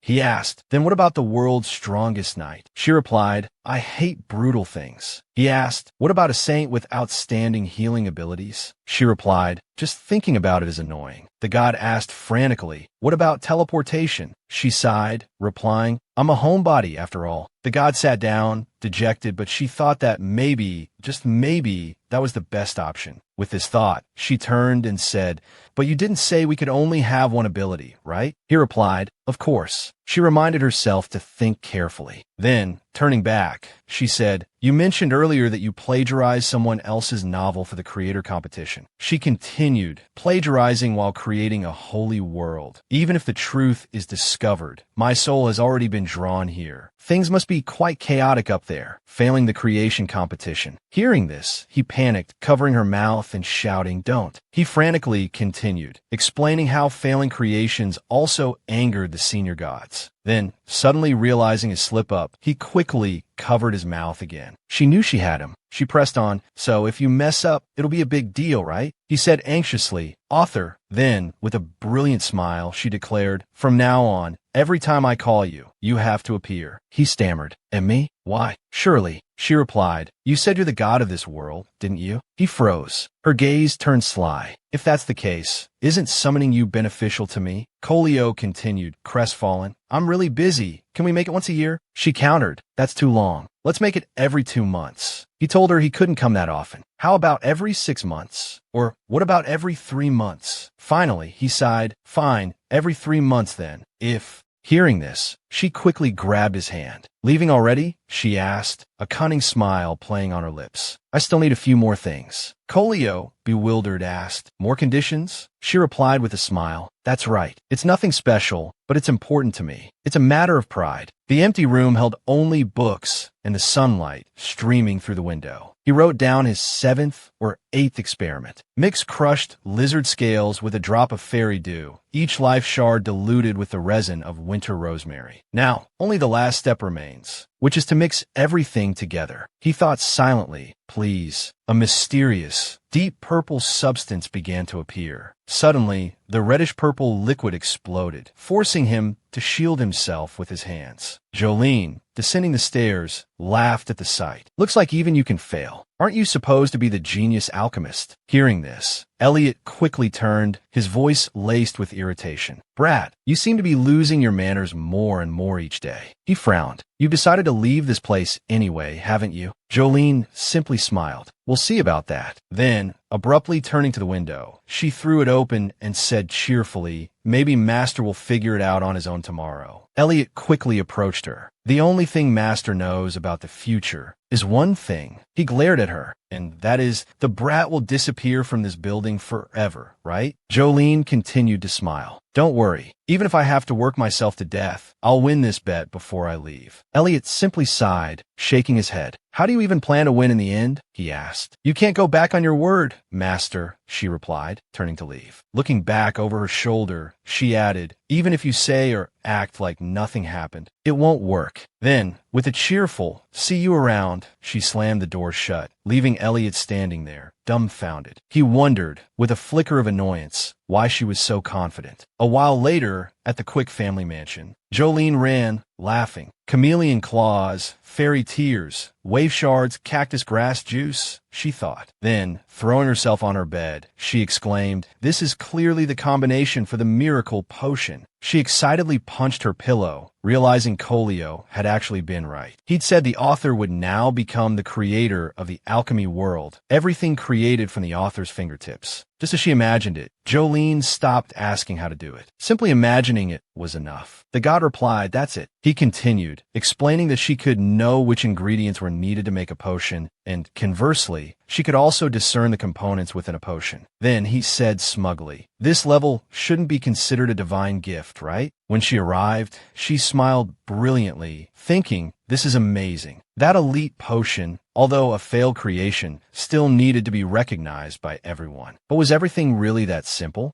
Recalling those difficult books, she couldn't help but wonder, still unsure what kind of medicine it was, only knowing it was for healing. Could it be a solution not yet invented? She continued to ponder, regardless. In her imagination, suddenly, there was a knock, and a voice from outside called, Jillian, I'm here. Then, a girl entered, beaming, her arms laden with gifts, asking her aunt if she could come in for a moment. Jolene asked curiously what it all was. The girl looked blankly at the beautifully wrapped gift boxes. These gifts are from the Duke. Seeing this, Jolene felt utterly bewildered. The girl continued, he said the weather is getting warmer, and we need to get your summer clothes ready. Then, she picked up a letter, which read, Jillian, these are gifts from Father. Seeing this, Jillian asked, perplexed, didn't I already receive all my summer clothes last week? Hearing this, Mrs. Phil replied cheerfully that this time, she had filled Jillian's entire wardrobe. Then, she held up a beautiful yellow dress. Jolene responded nervously, there are already so many. Mrs. Phil said, perhaps he still thinks there aren't enough clothes, like before. He's a rather generous man. Then, if I said it was time to see how to store them. Speaking of which, isn't tomorrow the day of the bet between Miss and Elliot? She asked Jill what her plans were, whether she had made a decision yet. Seeing her silence, Mrs. Phil quickly added, of course, I believe in Miss Jillian, but isn't Mr. Elliot quite the individualist? So he's very picky. Then Mrs. Phil continued, if you can't become that man's assistant, I don't know what Miss will do. Hearing this, Jillian froze. She reminded herself that this was a question she had never considered. From meeting Coolio to gaining the alchemist talent, unexpected things kept happening. I forgot the most important question. Then, she looked at her palms, unsure what to do. Coolio wanted to see Jillian become happier and happier, so he created this world. Therefore, being executed would absolutely not happen to her. She thought, does this mean I no longer need to become Duke Quick's adopted daughter? She reminded herself there must be a reason she had to stay here. Seeing her continued silence, Mrs. Phil became worried, saying, it's okay if you don't become an alchemist. She continued, the Duke and the young masters have all said it's all right. So, Jillian asked, puzzled why. Mrs. Phil immediately replied, because everyone has opened their hearts to you. Hearing this, Jolene was surprised, asking, open their hearts? Mrs. Phil said yes. Back then, the eldest young master was someone who found it difficult to open his heart, not someone who trusted others easily. When a young master brought Jillian to the city, everyone was surprised. It was the first time he had brought someone here. Jillian stammered after hearing this. "I don't know either, Grandma." Mrs. Phil said, "It might be because the young master is someone who expresses his emotions well, so people who don't know him might find him hard to understand." Jolene replied, "But why me?" Hearing this, Grandma Phi's eyes filled with tears, and she stammered, "What's going on?" Seeing that Mrs. Phil was about to cry, Jolene quickly asked, "Mrs. Phil, are you all right?" Mrs. Phil simply smiled and replied, "I'm sorry. I suddenly remembered a familiar face." Hearing this, Jolene worriedly asked if he had made things difficult for her uncle. Mrs. Phil replied, "How could that be? Impossible.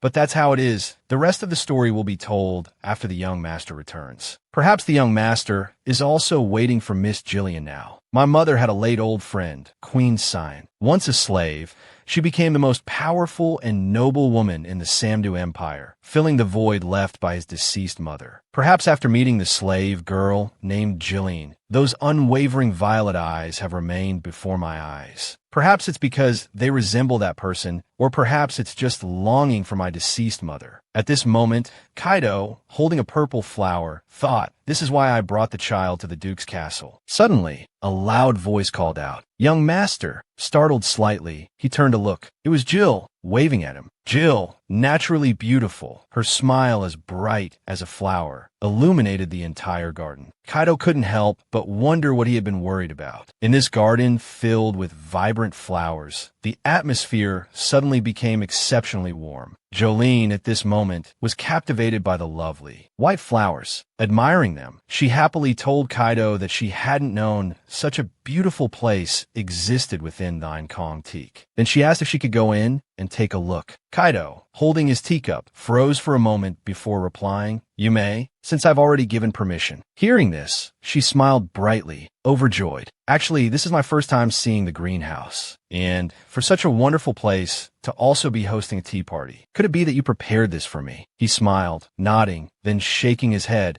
as if it were merely a prearranged formality. Kaidel set down his teacup and told Jill that if she was curious about the reason, he could tell her. Looking at the roses in the distance, Jill replied, Then, taking a sip from her teacup, she said, "No, thank you." Kaidel, puzzled, asked why. She set her cup down and told him, "Because I don't want to force anyone." Jill thought to herself that ever since she had stepped into the greenhouse, she had noticed his tearful eyes, the yearning in his gaze, and the choked-back sounds. She told herself that anyone who looked at her would see a face experiencing something. Thinking this, she smiled and said, "Tell me when you're ready, young master." Hearing this, Kaidel smiled and replied, "You're quite mature, aren't you?" Jolene, upon hearing this, said, "Of course, I may seem that way, but I'm almost 15, past the age of being treated like a child, young master." Hearing this, Kaidel frowned. He turned slightly and asked if they should really be addressing each other that way, given what he had wanted to say earlier. His question left Jolene confused. She asked him if he meant the formalities. Kaido's face flushed red as he muttered, "Didn't I tell you not to call me that?" Hearing this, Jillian hesitantly said, "You are the young master, so I should call you that, right? What should I call you?" Blushing even more deeply, Kaidel stammered, "It's too much." Jolene asked what she should call him then. Flustered, Kaidel, his face now crimson, replied that she could just call him by his name. Hearing this, Jillian became flustered, exclaiming, "What do you mean? Think again." Then he patted her head, continuing, "It's annoying, just call me Kai."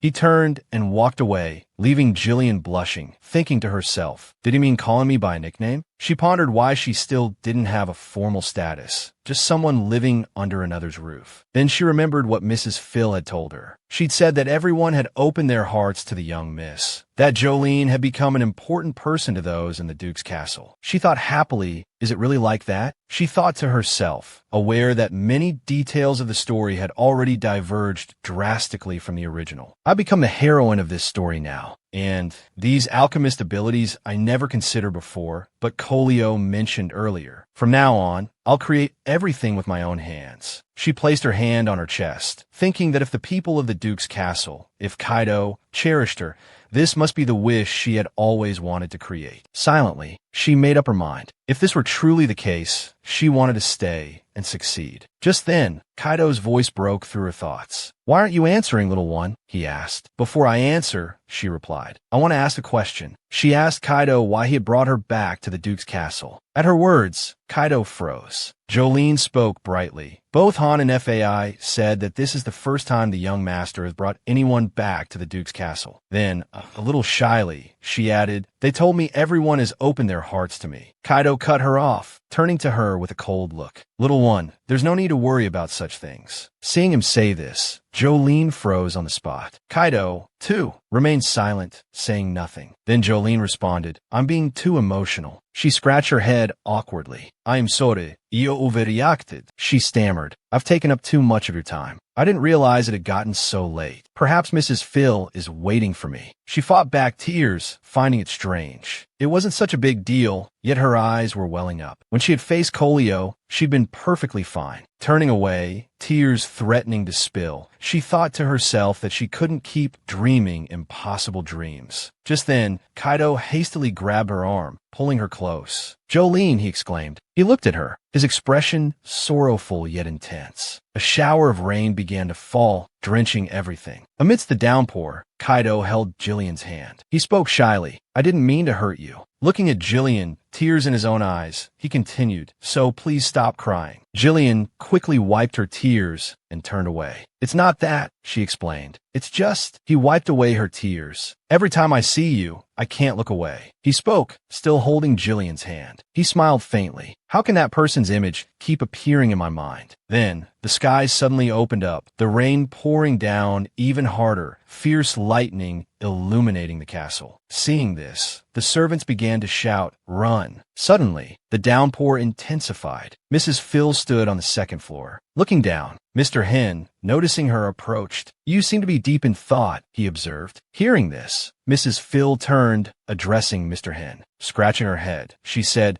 "Perhaps I've just been overthinking all day." Jolene went to the greenhouse to see the young master. Mr. Hen stepped closer. "Are you talking about the greenhouse? Didn't you already make up your mind this morning? I was hoping things would be better if Miss Celine opened her heart." Then Mr. Hen glanced out the window, noticing the rain. He nodded. "We should hope so." Meanwhile, in the greenhouse, the rain continued to fall, unrelenting. Kaido held Jillian's hand.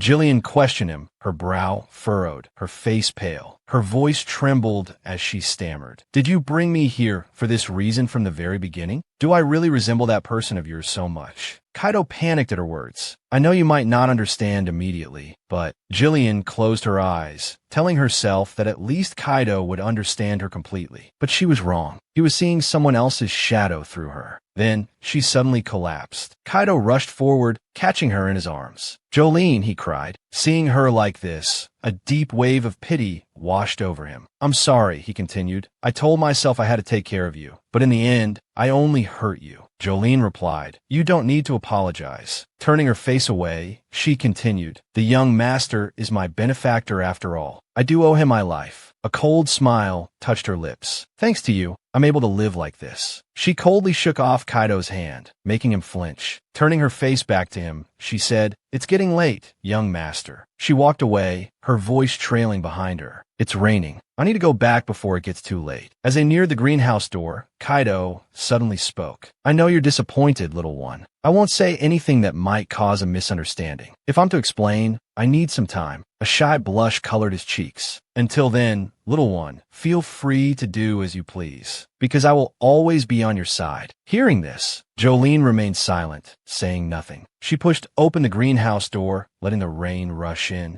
Kaido shielded his face with his hand as the rain splashed against his skin. Walking away, she muttered to herself, "That's the master's heart." The next morning, after yesterday's storm, a rainbow finally returned. Inside Elliot's research tower, Jolene yelled, "Move over." Elliot replied coldly, without hesitation, "Don't wanna." Hearing this, she asked angrily why Elliot had even agreed to this bet. "I never said you could use my research lab," Elliot retorted. Then he asked, "And what kind of alchemy is it, little one, if you're going to create a miracle potion? Do you even know what you're joking about?" Jolene yelled back, "I can do it. Little one, you don't even understand the basic books, Elliot replied. I'm better at practical than theory, Jolene retorted. Elliot just laughed. Nonsense. This made Jolene truly angry. But if you mess up the research lab, who's going to take responsibility? Elliot asked again. Jolene stammered. Just then, Kaidel suddenly entered, interrupting. I'll take responsibility, right? So there's no problem, is there? Hearing this, Elliot turned his anger towards Kaidel. Then, with a frustrated frown, Elliot said, Fine, just do it. Let's see. It'll probably just be garbage anyway. With that, he stomped upstairs in a huff, leaving Jolene alone and bewildered. Kaidel approached her. If you need anything else, little one, just tell me. I'll help. Jolene replied, It's fine. I could do it myself. Then, with a smile, she added, It's all right. No need for help, sir. Kaidel stammered. Jolene, hearing this, she turned around. Shouldn't you be leaving now? I'm a little busy. This left Kaidel looking perplexed. He started to speak, confusion evident in his expression, but she remained silent, saying nothing. He then turned and walked away, leaving Jolene alone. Silently, she held a test tube in her hand. Pull yourself together, she told herself with a sigh. With renewed determination, Jolene declared, The most important thing now is to win the bet. The miracle potion that Elliot started last time was this treatment, she thought, but the problem here is that it's a medicine that's never been invented in the world, a medicine that even the genius inventor couldn't create. Thinking of Elliot, she speculated, and the research looks urgent. If that elixir was created for Elliot himself, then that elixir is the key to winning your bet. So she began to work with determination, resolving to turn it into the medicine that would help her defeat Master Elliot. Then, the room where she was conducting her experiment began to glow with a warm light. A sudden quiet fell over the lab. She wondered if she could make this medicine for herself. Picking up a pink jar, she eyed it with suspicion. It looks like jelly, she thought. Seeing this, she slammed the vial down on the table. Tugging at her hair, she grumbled that relying on that green-haired god, Kolio, had definitely been a mistake. A novice like her didn't have any impressive skills to speak of.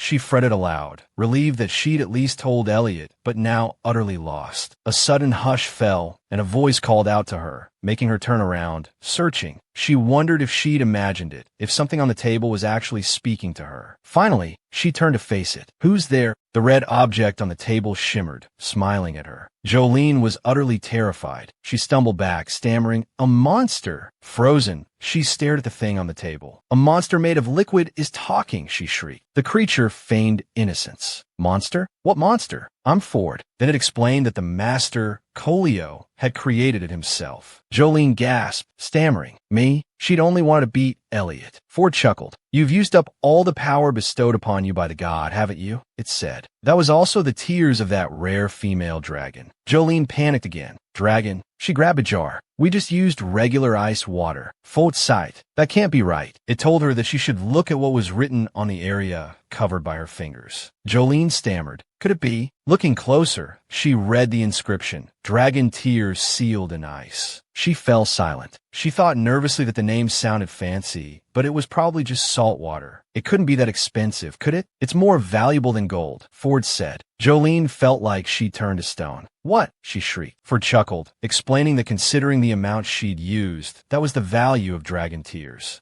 At least the price of a mansion per drop, maybe. Jolene felt faint. What had she done? Seeing her distress, Ford offered a comforting smile. It's all right, master. Please calm down. Jolene clutched her head. How can I calm down? I spent the Duke's fortune just to create something similar to sorium. How can you say it's just basic blue? Ford protested. It seems you don't know my abilities yet. Jolene asked, bewildered. You have abilities? Ford puffed up with pride. I'm a little embarrassed to say, but from searching to analyzing and synthesizing, as long as the task is based on the fundamentals of alchemy, I can help people complete them. Your alchemy knowledge is quite good and all that. Jolene remained skeptical. This couldn't be true. Ford reassured her, saying that her abilities would be very useful. Do you want to try making a stamina potion? It asked. It instructed her to look at the glass cup on the second shelf of the left bookcase. When the well water blends with the light of the full moon, you'll see it, it said. Next, place the dog's paw on the glass container. Imagine the recipe you desire in your mind. Once you're fully prepared, shout the word hop. Jolene's eyes lit up. Following the instructions, she called out the combination. A flash of light erupted, and she stared in wonder. Holding her creation, she cried, It's done. Ford beamed. You did well. Try drinking it. You'll feel energized. She did as instructed, taking a drink from the vial. Immediately, an overwhelming surge of energy coursed through her. She cradled the vial gently in her hand. She had thought it was just ordinary well water, but it held such power. For someone like me, who knows nothing about alchemy, you're really useful, she murmured to Ford. Noticing her prolonged stare, Ford blushed. Why are you looking at me so intently? It's making me shy. Jolene giggled, pinching Ford's cheek and then pulling it gently from side to side, amused by its reaction. Maybe I should drop this off at a certain alchemy research lab, she mused. Elliot sat absorbed in his studies, poring over his books. Jolene bounded up to him cheerfully. Elliot, she called out. Elliot looked up, his voice laced with annoyance. Platinum-haired lady, it looks like you're having trouble with your research, so I thought I'd lend a hand, Jolene chirped. He frowned. You think a child like you can help me? He gritted his teeth. Let's see how conceited you are. I feel like you've endured a lot at this point. Jolene stated firmly that this was the last time she would say this. Mr. Elliot already agreed to let me use the research lab last time. Elliot sighed in exasperation. He turned back to his work. I don't know what you're planning, but do it quickly and get out. Jolene breathed a sigh of relief. All right, she thought. While Elliot was distracted, she opened her bag. Ford, she whispered. Ford peeked out. Jolene murmured that they had to start somewhere. Ford replied that they needed to know what kind of medicine was required. Close your eyes, it instructed, and slowly picture a scene to try it out. Jolene closed her eyes as instructed. Ford continued, suggesting a full body scan of the young man from head to toe. Jolene thought silently. It was like an X-ray reflecting Elliot's health. Everything around her fell silent. A warm, mysterious light emanated from her. Elliot's eyes snapped open. Something felt wrong. He whirled around. Platinum hair, don't do anything ridiculous, he shouted. Then he saw the light. He froze, stunned. Platinum hair, what are you doing? He demanded. Suddenly, Jolene spoke. It seems there's a problem with facial recognition limited to females. She pointed at Elliot. You see everyone as if they're squids, right, Mr. Elliot? He stammered, flustered. Why would I see them like that? Then a thought struck Jolene. No wonder you didn't react, even after seeing my appearance. Just then, she doubled over in pain. What's wrong with this body? I feel so dizzy, she thought. Elliot rushed forward, gripping her shoulders. Answer me, he yelled. Why do you know the truth that no one else does? Jolene flinched, speechless. She smiled. Tell me how to make that therapeutic medicine, she said. Please let me help you in the lab. Jolene and Elliot stood, locked in a stare. Elliot asked, bewildered, Kid, do you know what I'm creating? She answered calmly. Isn't it a nerve-repairing medicine? Elliot stammered. That's not. What was that power just now? He muttered to himself. How is this possible? Could it be a talent? The kind only a select few nobles possess. The type and intensity of energy are highly diverse, and the time of talent emergence varies from person to person. That's all I know about talents. All pregnancies have side effects, so most families keep it a secret that must never be known by outsiders. Only do quick is an exception. So, it's common to misunderstand one's own abilities. But how could someone like me, with a slave background, possibly have a talent? Then she wondered if she could really claim it was a God's gift. At this moment, she had to. After a moment of thought, she asked Elliot with a bright smile, Teacher, wouldn't you say this ability is amazing? Silently, she thought that feigning ignorance might be the best course of action. If it isn't the legendary talent, Elliot replied, then it's hard to explain how you suddenly gained such power. Just a few days ago, Jolene answered hesitantly, quickly changing the subject. Teacher Elliot, were you injured? She asked, her curiosity piqued by the medicine he was developing. As she spoke, she awkwardly continued to probe her own abilities further. Suddenly, Elliot grabbed her hand and exclaimed, How could you possibly understand just by looking? He demanded, his voice rising with incredulity. I don't know, Jolene replied. This is my first time using this ability, too. Feigning dizziness, she brought a hand to her forehead. I feel lightheaded, she murmured, thinking to herself. Please, let this be over soon. She slumped back against a chair. Elliot watched her, considering. Perhaps it's a side effect, he mused. I've heard the stronger the power, the greater the side effect. This is definitely a talent. He looked at her curiously. Are you certain you aren't of noble birth?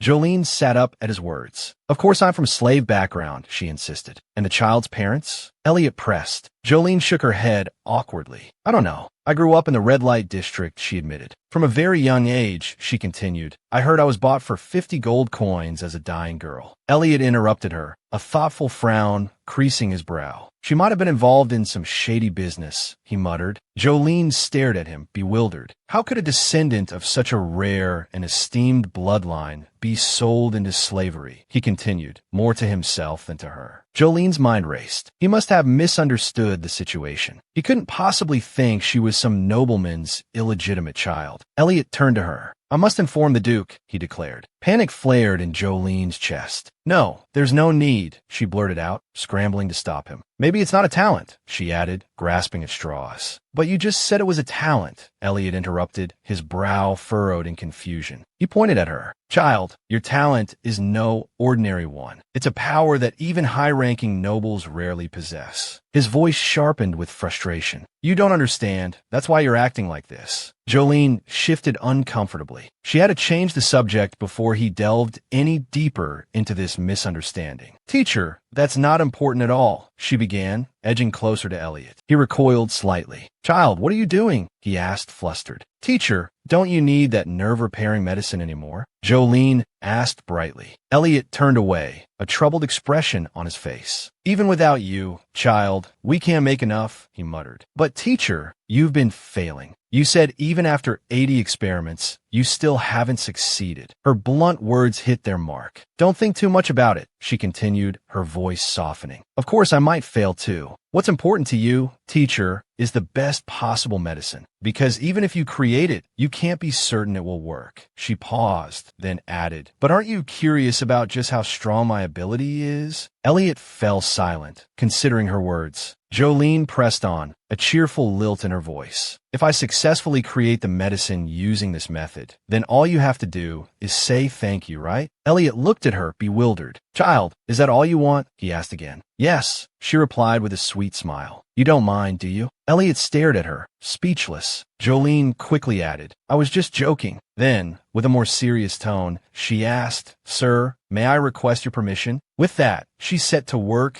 gathering leaves, flowers, and other necessary ingredients. Under Elliot's watchful gaze, she meticulously ground and combined the ingredients, moving with the practiced grace of a seasoned researcher. Time passed, and finally she was finished. All right now, she thought, letting out a small sigh. She placed her hand in front of the jar, and a blue light emanated from it. Elliot watched, frozen in place. She wasn't sure if it would work, but just then, a wave of dizziness washed over her, her mind blurring at the edges. I'm feeling a bit lightheaded, she thought. Elliot, noticing her sway, rushed over to her side. Seeing her falter, he panicked. Jolene, he cried. Jolene slumped into a chair, exhausted. Damn that green-haired god, she thought. Side effects again, aren't there? Are you all right, child? Elliot asked, his voice laced with concern. Did you use too much of your power? Can you handle it? Jolene offered the vial to Elliot, a triumphant smile gracing her lips. I'm fine, she replied. But more importantly, try this, teacher. I'm curious to see if it worked. First, the child's current condition is... Elliot began, but she cut him off, still smiling. Hurry up and drink it, she urged. Today's the deadline for our bet. You really are something, child, Elliot said, a hint of gratitude in his voice. Jolene pressed the vial into his hand. Drink it all in one go, she instructed. You don't need to tell me, Elliot replied. I already know. He grabbed the vial and downed its contents in a single gulp. Jolene sat back, her fingers crossed, and silently prayed for mercy. Slowly, she opened her eyes. Well, she asked. Elliot's face suddenly flushed crimson, his composure crumbling. Jolene's beauty, ethereal and striking, seemed to have pierced through the veil that had clouded his vision. It was as if the potion had cured his face blindness, allowing him to finally see her. At first, she was just an annoying child, he thought, lacking in ability but overflowing with ambition. I detested such impertinent and unruly things, so I acted all the more aggressively, wanting to drive the girl out of the tower. Yet, as I held Elliot's vial, he mused, I couldn't believe this child actually did it. Elliot's vision, initially blurred, began to clear as he heard Jolene ask, Teacher, is everything all right? He blinked, his focus sharpening. As he looked at Jolene, the world seemed crisper, more defined than before. Then, Jolene Jolene's image snapped into perfect clarity. The ethereal beauty of the fairy-like girl was enough to make anyone's heart flutter. Elliot stood there, dumbfounded, utterly captivated by the sight. He flushed scarlet, bringing a hand to cover his mouth. Seeing his reaction, Jolene reached out and touched his face. "Are you all right?" she asked, her concern only deepening his embarrassment and the blush on his cheeks.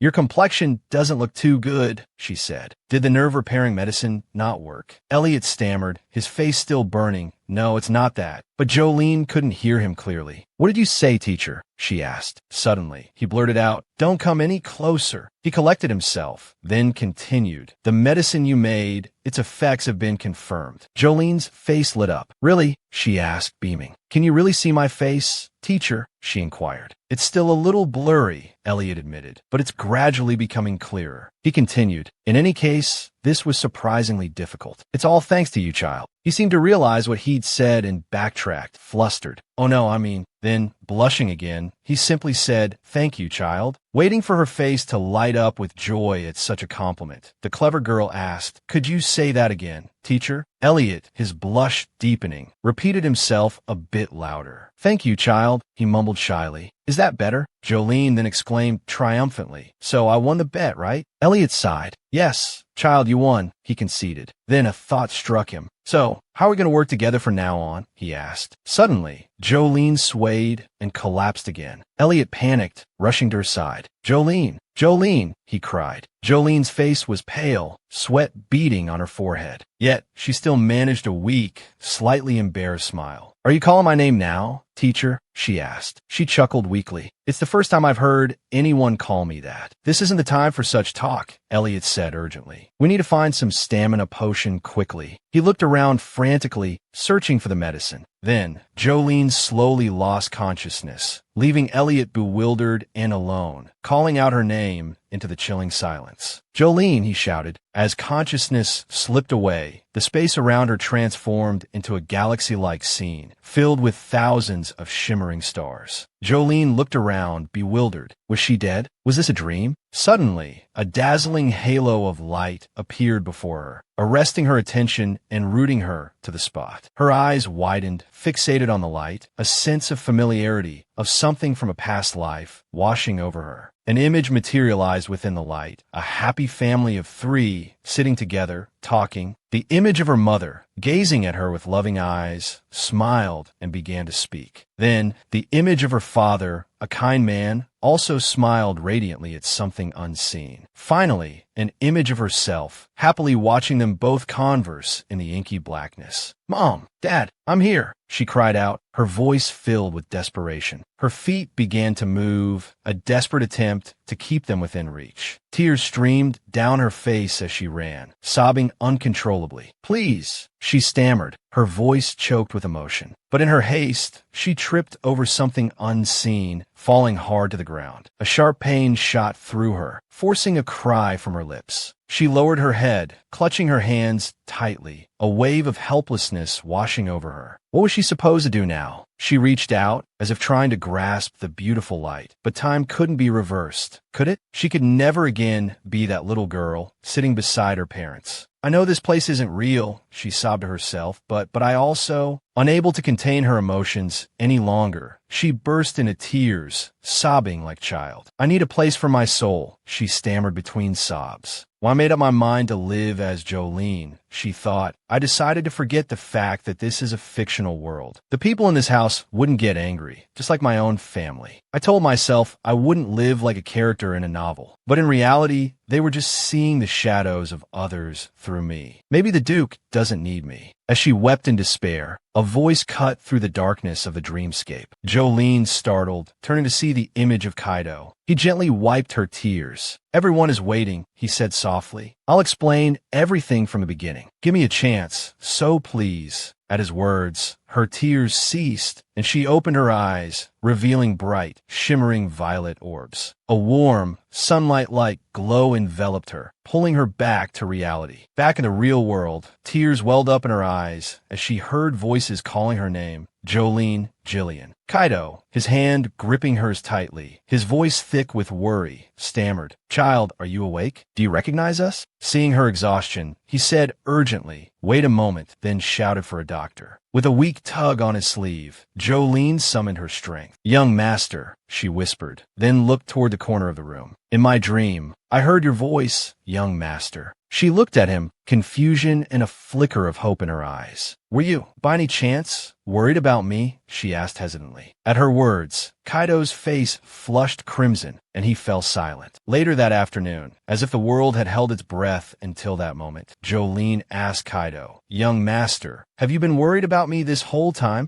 Kaido, taken aback by her directness, stammered, unsure how to respond.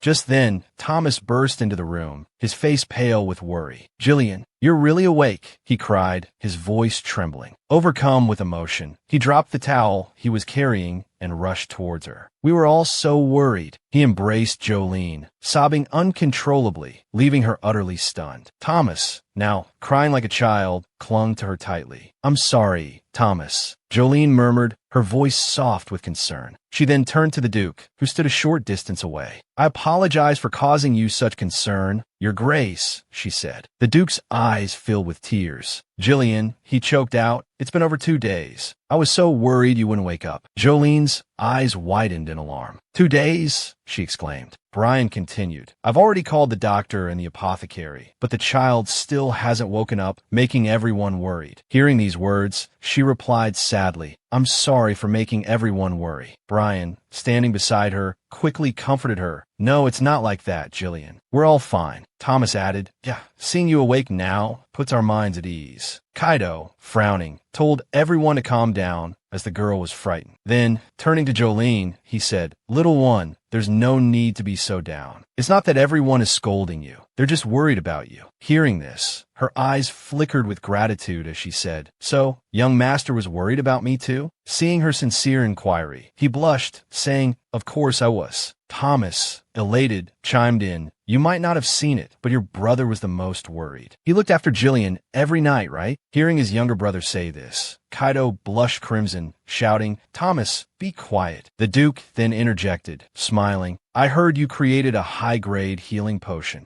Well done. Elliot believes you're the illegitimate child of some noble family, possessing the famed talent." He then sat beside her, saying, "If you wish, I'll help you find your parents." Jolene, clenching her fists, replied, "There's no need, Your Grace. I absolutely do not want to go back." As she spoke, her face suddenly paled, and she continued, "Things like family abandoning their children. Jillian's memories always revolve around the red light district and those non-existent childhood memories. In other words, Jillian, no, this means they abandoned me right after I was born." Thinking about this, she continued coldly, "If they had some inexplicable reason, they should have at least come looking for you once. It's impossible to just leave you alone for nearly a decade." Jolene thought to herself, "There are only 2 possible explanations for this situation. Either my parents abandoned me for some reason, or my parents were once nobles, but didn't even have the ability to raise me. They sold me, even if it was just for 50 gold coins. Either way, both scenarios are cruel." Brian, hearing her response, said, "If you say so, then Jillian, I'd like to ask you for a favor." Jolene, hearing this, asked, "What do you need me to do?" Brian's expression turned somber, his face suddenly creased as he replied, "Well, it's like this." Jolene thought, I understand. Now he's going to ask me to leave." Thinking this, she widened her eyes and said, "It's all right, tell me." Brian suddenly blushed, shyly holding her hand, then blurted out, asking her if she would become the Duke of Peach C's daughter. Hearing this, Jolene seemed to have 1,000 questions swirling in her mind. Finally, processing the Duke's meaning, she asked nervously. What did you say? A while later, everyone had left, leaving only her and Ford on the bed. She sighed, looking at him. Ford, seeing her like this, his eyes gleaming, said, Master, you've been sighing. Did you know you've been sighing all day today? Jillian, after a moment of thought, replied, Because I have too many thoughts overwhelming me. Hearing this, Ford asked, You don't understand how someone so troubled could refuse him? Then, widening his eyes, he continued, I'm talking about the Duke's daughter request. Hearing this, Jolene replied, perplexed that, remembering Kaido's blushing and stammering, Jolene replied, We should probably listen to Kaido's story first, or we'll regret it. Ford asked, What are you talking about? Jolene poked Ford's face, saying, It's like this, touching a sheep without knowing where it is. Then, the sound of approaching footsteps startled her. She abruptly sat up, clutching Ford tightly. Ford, held there, whispered worriedly that it seemed someone was there. Jolene looked outside, seeing their back, and quickly asked, Who's there? The girl remained vigilant, saying, If someone is doing something suspicious, we'll shout. The person replied, It's me, Jolene. Then she clearly saw his face. It was Kaido. She stammered, Is that you? Then she abruptly pulled open the curtain. Seeing that familiar hair color, she already knew exactly who it was. A flower-like smile bloomed on Kaido's face as he said to Jolene, May I come in? Then, inside the room, Kaido and Jolene sat on the bed. He sighed, saying, I'm sorry, I didn't mean to frighten you, but with the guards your father arranged, I had no choice. Hearing him stammer like this, Jolene simply looked at him, remaining silent. She asked, So what brings you here so late? Hearing this, he moved closer to her, his hand brushing against hers. Then he turned his head, gazing at Jolene's beautiful face. Jolene, in turn, looked back at him. Kaido, looking at her shyly, replied, I missed you, so I came. In that moment with Jolene, the atmosphere suddenly became unusually warm. Then, face to face, Kaido gazed intently into her eyes, a handsome seriousness in his expression.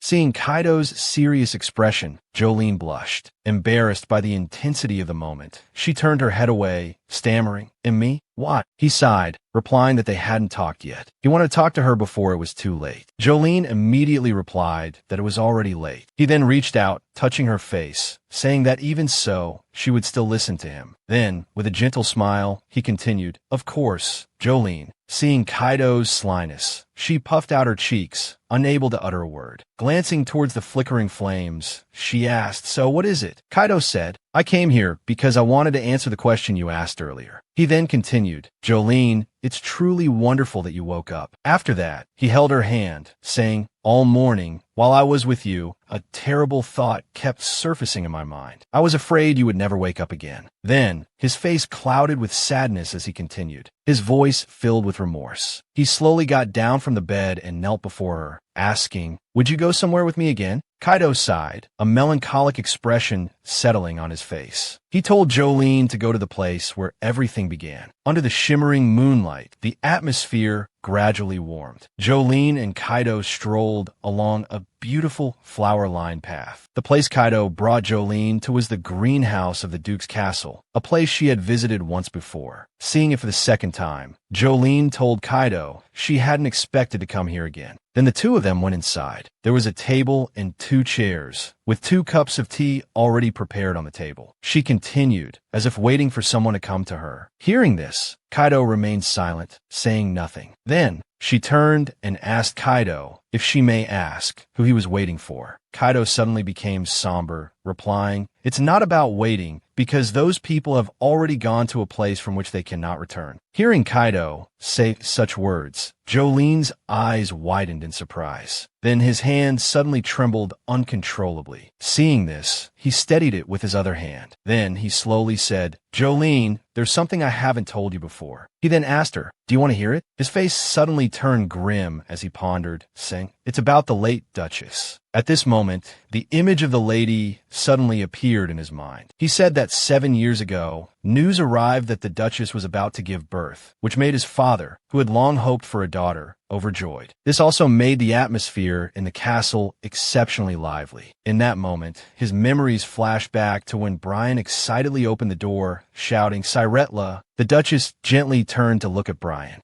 The lady smiled, looking at Brian affectionately. She said, "I've been waiting for you, Brian." Brian approached, saying happily, "I just saw the alchemist, and he said that with alchemy, it's possible to determine the sex of the fetus." Then, grinning from ear to ear, he stammered, "Really? Our child." As the Duchess held Brian's hand, speaking softly, she placed his hand upon her belly, saying joyfully, "I've named the child Lin. Then, turning to Brian, she asked, "What do you think, my husband?" Tears of joy welling in his eyes, the Duke stammered, Lin. He then knelt down, embracing the Duchess's belly, and said, "It's a beautiful name." Afterwards, they organized a week-long celebration throughout the kingdom. The king shared meat and wine with the people, and there was a general pardon for criminals and a reduction in taxes. Everyone seemed immersed in joy, still cheering for the prosperity of the Duke's family. But the joy didn't last long. Suddenly, a servant rushed in frantically, saying, "Your Grace, Tribe Dia has declared war. We must march immediately." Hearing this news, the Duchess was overcome with worry and fear as the war between the Samadou Empire and the Tribia Kingdom had begun. Then, in Tribia, a brutal scene of murder unfolded. The king, terrified, fled his throne. A power struggle erupted, but the swordsman was determined not to let him escape. Finally, the king lay dead in a pool of his own blood. The rebellious king of Tribia, the one who killed the emperor and seized the throne, needed a way to divert the people's attention to something else. The scene then shifted back to the castle. The Duchess, seeing Brian clad in armor, called him over. He embraced her joyfully, smiling and saying, "Stella, we'll be back soon. Don't worry too much. You trust me, don't you?" Hearing this, the Duchess could only cling to Brian, weeping silently. Then, the Duke told young Kaidel to take care of his mother and younger siblings. He continued, "As proud blood of the Quick family, do not fear the enemy. Believe in your own strength." Hearing these words, a determined glint sparked in Kaido's eyes, a resolve to protect his mother and siblings. Then, before leaving, Brian reminded him, "Protect your family until I return." The scene then shifted to the battlefield. Chaos reigned. Brian, wielding his sword, swiftly cut down the enemy. He roared, ordering his men to leave no one alive, no matter who they were. But suddenly, a furious man lunged from behind, aiming to stab him, shouting, "Die, Duke, quick!" A sickening thud followed, blood spraying everywhere. A bloody hand lay still on the ground. Brian stood victorious. He frowned, saying, "Let no one bring shame upon the empire and the family." At that moment, Jolene wondered if that was when the Duke earned his title of war hero. Indeed, Kaidel had become a war hero. She had heard that he had annihilated the entire Tribia army, earning him the moniker Angel of the Battlefield. Of course, it was hard to imagine him like that now. Jolene thought to herself, it was truly difficult to picture the Duke in such a ferocious light, because the story was different from what she had originally heard. The reason for the Duchess's death also seemed to lack a clear explanation. Thinking about this, she asked further if the Duchess's death was related to the war. Kaidel calmly replied, "Yes, it is." He continued, explaining that the rebellious king of Tribia was a despicable man. Instead of confronting her father with force, he sought out his weakness. Hearing this, Jolene angrily exclaimed that he must have taken hostages. Kaidel confirmed her suspicion, saying that because it was a battle that even involved the Moonwolf cavalry, they exploited a moment of vulnerability. The rebellious king sent his elite cavalry to seize the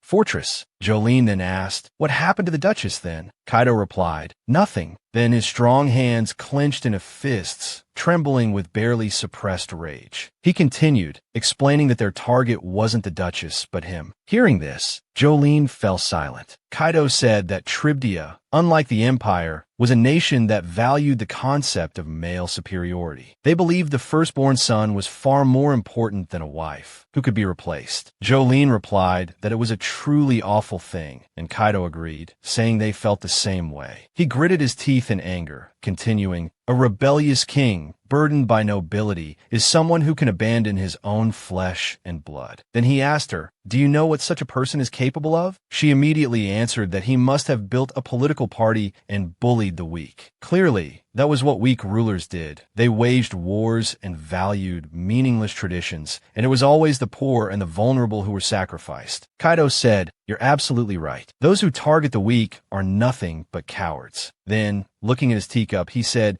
But Jolene, I keep thinking if I had been stronger, if we had known how to use our skills wisely. No, rather than that. At this point, Kaidel, overcome with anger, slammed his fist on the table. He said he shouldn't have come to this place. Jolene, startled by the sudden outburst, remained silent. His hands trembling, he continued, "Even now, we still can't forgive ourselves." Then his expression darkening, he continued, "Because that person died because of me. In that glass house of the Duke's castle, everything seemed to glitter. But why was it his fault?" Jolene, looking at the despondent Kaidel, felt a surge of anger. She anxiously continued, "He was only 11 years old then, still a child who needed the protection of adults." Then, clenching her hands tightly, she stammered, "Out of concern for him. But how could it be?" Kaido's face became grim, and he replied pensively, "Because his last name is Quick." He then closed his eyes, as if trying to come to terms with the past. He continued, "He inherited the Quick family talent." Afterwards, Kaido recalled the joyous scenes of his father's consecutive victories. He always thought the war would end soon, and everyone was busy preparing to welcome him home. But on one beautiful day, also in the greenhouse of the Duke's castle, the grass was splattered with blood, a single foot stepping onto it, as the elite knights of Tribia attacked the Duke's mansion. At that time, the Duchess, still oblivious, continued her knitting. She smiled gently, as if anticipating a brand new future for her family and the kingdom. Then Kaido suddenly called out, "Mother!" His voice was excited and eager. He continued, "Father will be back after the war, right?" Lady Stella, smiling, wiped a smudge of cake from his face and replied, "Of course. Father misses Kaido, Lin, and Mother, so he'll be back soon to be with us." Kaido sighed, waiting expectantly. He replied that he hoped his father would return quickly so he could show him how he could use his talent. Just then, someone suddenly rushed towards the Duchess, frantically grabbing her arm. The person who ran and shouted urgently, "Someone has broken in. We need to get out of here. The Tribia army has arrived," as another person frantically warned the Duchess. Suddenly, from behind them, a sword plunged in, causing blood to gush from their mouth. The rebellious king approached with his army, a sly smile on his face, saying, "So you were hiding here." Then, looking at the 11-year-old Kaido, trembling with fear, he continued, "The heir of the Quick clan." Sensing the threat to her son, Stella stepped forward to protect Kaido, shouting, "Who are you talking about?" The rebellious king sneered, "Get out of the way if you don't want to die. If you give me the boy, I'll spare the children on the ship." He then pointed his sword at Kaido, who, shielded by his mother, continued to tremble in fear. Kaido told himself he had to fight, had to stop them and protect his mother, but he was too terrified, only able to hide behind her. At that moment, the Duchess picked up a sword, sighed, and then said, "Kai, I believe your father will be back soon, and when things calm down, he'll tell you everything." Then she turned and smiled happily at Kaido, as if it were their last meeting. Stella continued, "Promise me you'll wait until your father returns." Then the rebellious king lunged forward, trying to grab Kaido. But Stella bravely stood in front of her son, shielding him. Kaido, now recalling the memory, said she hadn't shown any fear then. Then the enemy soldiers swarmed in, and the sword in her hand was snatched away. The rebels slashed deep into the Duchess's flesh, inflicting immense pain, blood splattering everywhere. Yet, even in this dire situation, despite her grievous wound, the Duchess stood her ground. She still tried to raise her sword to fight back, solely to protect Kaido. Overwhelmed by terror, Kaido stood there, trembling and weeping. Suddenly, a man with a knife rushed from behind, aiming to stab Kaido. As if by instinct, the Duchess turned and saw this, her eyes widening in shock. In that moment, she could only cry out in despair. Then she lunged at the attacker to protect Kaido, blood spraying everywhere and into Kaido's horrified green eyes. In her dying moments, she used her last breath to shield young Kaido. Then the Duchess collapsed, breathing her last as Kaido cried out in despair. He always believed she died because of him. Hearing this, Jolene slammed her hand on the table in anger, stammering, "Why would you?" Seeing Kaido despairing over the past, she felt the scene was too violent and cruel for an 11-year-old boy. The blow of losing his mother still lingered in his memory, and he believed it was all his fault. Thinking of this, her own tears welled up. Then she asked what happened to the Knights of Tribia. Kaido, heartbroken, recalling the images of the past, replied that his father personally destroyed everything, but that wasn't enough. His father was planning to wage war to avenge the Duchess. Jolene, hearing this, anxiously asked if it would succeed. Kaido immediately replied that it wouldn't, because the emperor had already signed a peace agreement with Tribia. Then, picking up his teacup, he continued, saying that because of this, his father became indifferent to everything, turning his back on it all.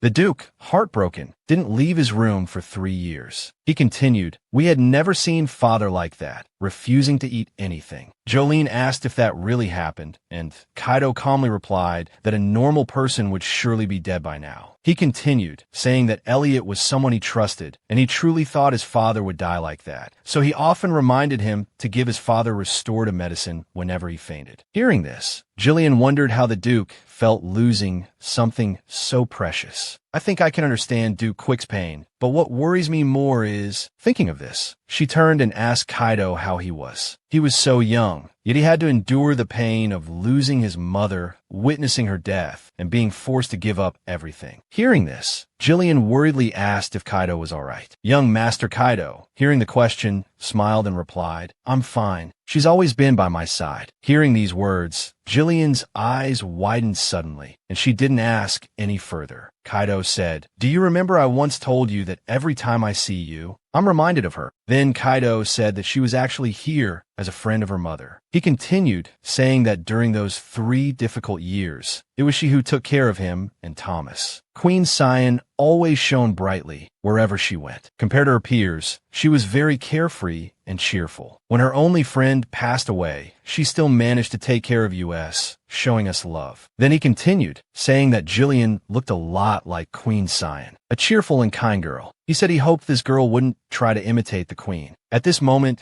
Kaido thought to himself, but now I understand. I like Jolene, and I want to protect her. Kaido said, "You couldn't tell me everything. It's true, when I first met you, you reminded me of her." Then he leaned closer to her, causing her to blush. He said, "But that was only for a moment because I knew you and she are 2 completely different people. You are Jolene." Kaido continued, "Your presence makes everything brighter." Hearing this, Jolene blushed shyly and asked if he was complimenting her. Hearing this, Kaido smiled and replied, "Of course, no one can replace you." Then Kaido held her hand and said with a smile, "So, Jolene, can you forgive me? I wanted to call me Kai." Hearing Kaido say this, she blushed shyly and replied, "Okay." Then the 2 held hands, revealing bright smiles. Jolene thought to herself, "You're amazing." Then, the 2 walked happily along the corridors of Duke Quick's mansion. Jolene asked, "So, how did Duke Ryan return in normal?" Kaido quickly replied that it was thanks to a cat. Jolene, surprised to hear this, asked, "A cat?" Recalling the cat's appearance, he continued, "It seems the Duchess's cat snuck into his father's room, and then stayed quietly by his side, refusing to eat or drink." Kaido continued, "Just like his father, if he didn't eat, it wouldn't eat either." Then, he said with a smile, "Eventually, to save the cat, he came out of his room." Jolene replied, "That's a miracle, isn't it? It's as if the Duchess's soul came back to save his father." Kaido continued, "It's all thanks to that lovely cat, making his father fascinated by cute things." Hearing this, Jolene flusteredly pointed at herself and said, "Maybe that's the reason." Kaido, smiling beside her, replied, "Father must have found you cute." Then she remembered the Duke once saying Lin Lin was the cutest person in the world. Thinking of this, she blushed and shook her head, saying, "No." Kaido placed his hand on her head, telling her not to worry anymore. He continued, smiling, "I once imposed my past onto others, seeing you as someone else, but now it's you, Jolene, who is by my side." Hearing these words, Jolene's eyes widened in surprise. Then Kaido made a sound and said seriously, "It's getting late, isn't it?" He then bowed politely to her and said, "Thank you for living here, Jolene." As time passed, everything went smoothly. 1 month later, at the Duke's mansion, Quicko, Jolene, in a panic, slammed her fork hard on the table. She screamed, "What? You're saying the hunting festival might be held here?" She thought to herself, "After that night, my daily life has been peaceful with just one problem." Besides that, she thought to herself, it was studying with Thomas, and then taking walks with Kaido. Even practicing alchemy has been giving me headaches for the past month, wondering when that will happen. And that day has finally come. Thinking of this, she wondered if the royal hunting festival would really be held here. The concubine, while pouring tea, replied, "Not sure, but I heard the princess insisted that this event shouldn't be changed or canceled." Then, looking at Jolene, who seemed down, she asked, "Are you worried about the hunting competition?" She clasped her hands tightly together, extremely anxious. The girl thought silently. This must be because of the original story. During this hunt, the Duke will surely die. According to the original story, when the hunt ends, the Duke will lose consciousness, and a venomous snake will suddenly appear and attack him. Since there's no antidote for that venom, he'll die from severe poisoning. Looking down at her tea, Jolene continued her thoughts. Everyone will be surprised that the war hero, Duke Quick, died from a snake bite, but this was a plot to assassinate the Duke from the very beginning. The one who orchestrated all of this was the Emperor. Duke Quick's influence was greater than the Emperor's, and this displeased His Majesty greatly. Then, sighing, she thought to herself that she had hoped the meeting wouldn't be held. With this in mind, she told Mrs. Phil that they couldn't refuse. Mrs. Phil, looking at her, replied that the Duke had already accepted the royal proposal today. In return, the royal family would build a school for the orphans of the war. Hearing this, she slumped onto the table, lamenting that if that was the case, there was no way to refuse. Then, sighing again, she continued, Princess Dorothea will be coming to the mansion soon, right? Mrs. Phil replied that it seemed she had already left the royal palace and was on her way. A moment later, Jolene looked seriously at Ford and said, We'll begin the special training. Hearing this, Ford exclaimed, Isn't this supposed to be the special training?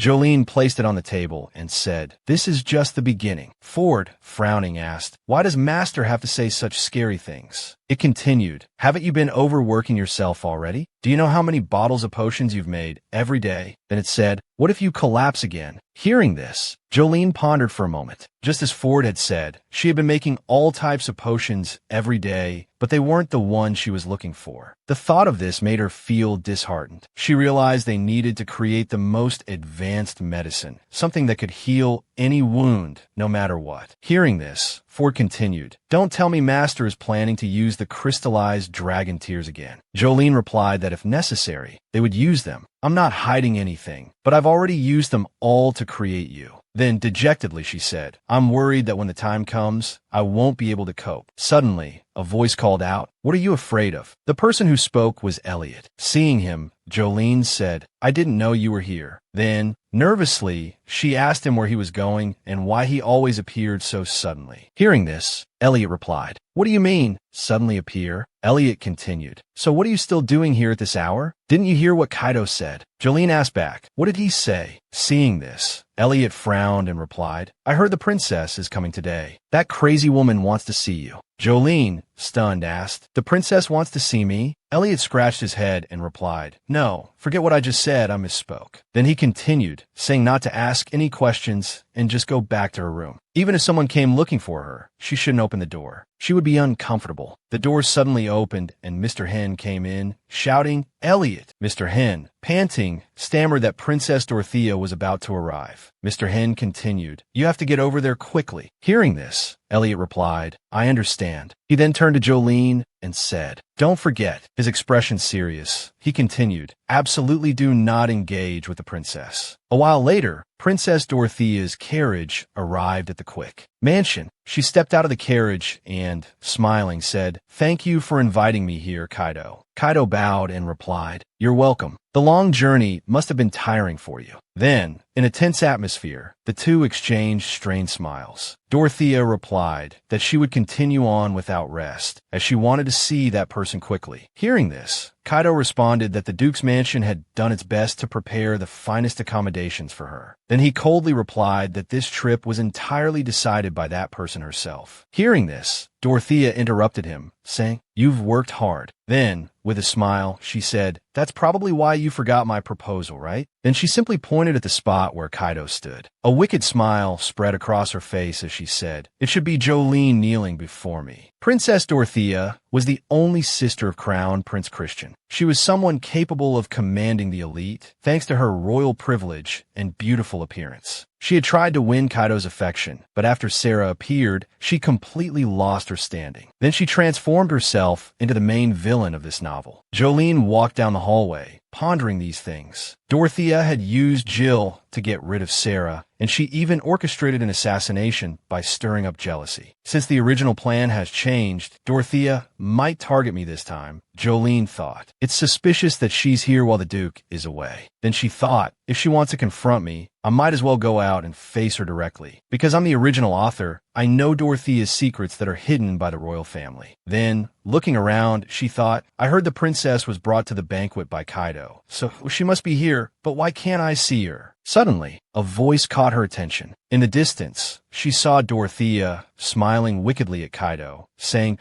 Perhaps you've forgotten that I said the girl named Jolene must kneel before me. Kaidel immediately replied, It's not that I forgot, but princess, words are meaningless. They have no value at all. Then, covering her mouth with her fan and laughing, Dorothea said, Could it be that the girl isn't here at all? Afterward, Dorothea continued, Mr. Kaidel, let's be honest with each other, since it's just the two of us here. Kaidel angrily asked what she was trying to say. Dorothea replied that he shouldn't deliberately distance himself from her, implying that Kaidel was avoiding her for political reasons. Because the nobles oppose a marriage between the royal family and the Quick family. Feigning tears, Dorothea continued, So if we were getting engaged, someone would surely set a trap for me again. I'm so fragile, I would only get hurt. Then, turning to Kaidel, her bright eyes shimmering, she asked, So that's why you rejected me, isn't it? Kaidel replied, What have you been saying this whole time? He continued angrily, I never wanted to be engaged to the princess from the beginning. Hearing this, Dorothea yelled, You're lying. Smiling scornfully, she said, Is it because of me that you gave up? I didn't even know. Then, throwing herself into Kaido's arms, she said, But I only know you, Kaidel. I don't know anyone else. She added that seeing this side of Kaidel hurt her even more. Kaidel, utterly bewildered by this, paled and became flustered by her actions. Both Jillian and Dorothea wondered what this meant. Jolene silently thought, He's completely forgotten that Dorothea only cares about herself. Dorothea's first appearance in high society was during a time when the royal family's power and finances were still stable. The nobles trembled at every word the young princess uttered, and everyone flattered her with sweet words, causing Dorothea to grow into a self-absorbed, tyrannical figure. Thinking about this, Jolene frowned, having to consider what action to take next. Kaidel brushed Dorothea's hands away, saying, So you're implying that I intentionally pushed you away, princess? Hearing this, Dorothea laughed, replying cheerfully, Of course. She continued, If not, why would anyone be rude to the Empire's only princess, which is me? Kaidel scratched his head, angrily saying that such nonsense shouldn't be spoken here. Unfazed, Dorothea continued, Let's not stand here any longer. Let's go inside, Lord Kaidel. Then she asked where their room was, mentioning that their room last year was quite nice. Suddenly, Dorothea seemed to see something, her eyes widening in shock. Frowning in annoyance, she pointed at Jolene and said, Who is that white-haired girl? Seeing Kaidel turn and ask Jolene, Dorothea gritted her teeth at the name, thinking Jolene, that lowly slave girl is really here? Then, looking at the approaching Jolene, she thought, I hadn't heard she was this beautiful. Then Dorothea turned to the Duke,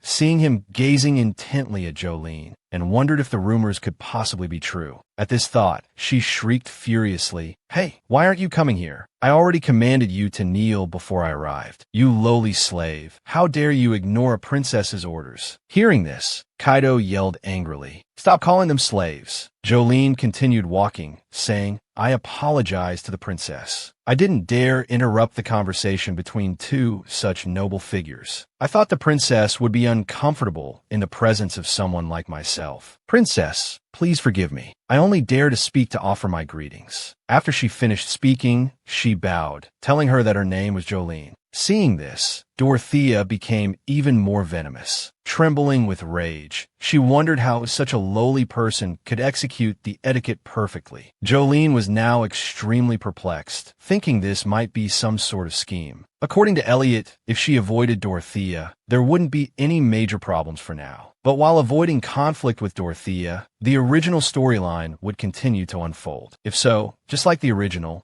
she would die again. Perhaps it's still better to meet her in person, she thought silently. Then she suddenly spoke up, asking for forgiveness. Please forgive me, Your Highness. She thought she would speak gently first to quell Dorothea's anger, but the more she did so, the angrier Dorothea became. You slave, how dare you greet me with royal etiquette, she said. She suddenly raised her hand high, preparing to slap Jolene, shouting, Now you dare to put on airs in front of royalty. Seeing this scene, Jolene suddenly felt a surge surge of fear, as if frozen in place. Then suddenly, an arm blocked her. It was Kaidel. He looked at her furiously, saying, "What are you doing right now?" Seeing this, Dorothea complained, "Kaido, you're being incredibly rude. You're acting this way towards royalty, towards me." Kaido retorted, "The one being rude is the princess." He continued, "Originally, we accepted the royal family's proposal because they were going to establish a school for war orphans." Hearing this, Dorothea frowned angrily. Then Kaido leaned close to Dorothea's ear and said that the great royal family had taken the construction funds, which was why they couldn't build such a school. But instead, within our territory, people secretly mocked the children we protect. Kaido continued, "Princess, how many more lies do you intend to tell us?" Seeing this, Dorothea panicked, stammering, unable to speak. Kaido continued furiously, "Remember, don't ever call Jolene a slave in front of me again." Dorothea shouted angrily, "Kaido, you're going too far. How can you treat a princess this way?" Hearing this, Kaido replied, "If you can't promise that, then you should return now, princess." He continued, saying that this was the only thing he could tell people. Seeing this, Dorothea was about to yell, but suddenly a voice rang out, "Hello, princess. I'm Elliot, in charge of managing the Ansong TC's public affairs, and I always conduct myself with the utmost decorum." Jolene watched Elliot approach, wondering what was happening, so she asked, "Mr. Elliot, what's the situation?" Public management was a position that assisted the Duke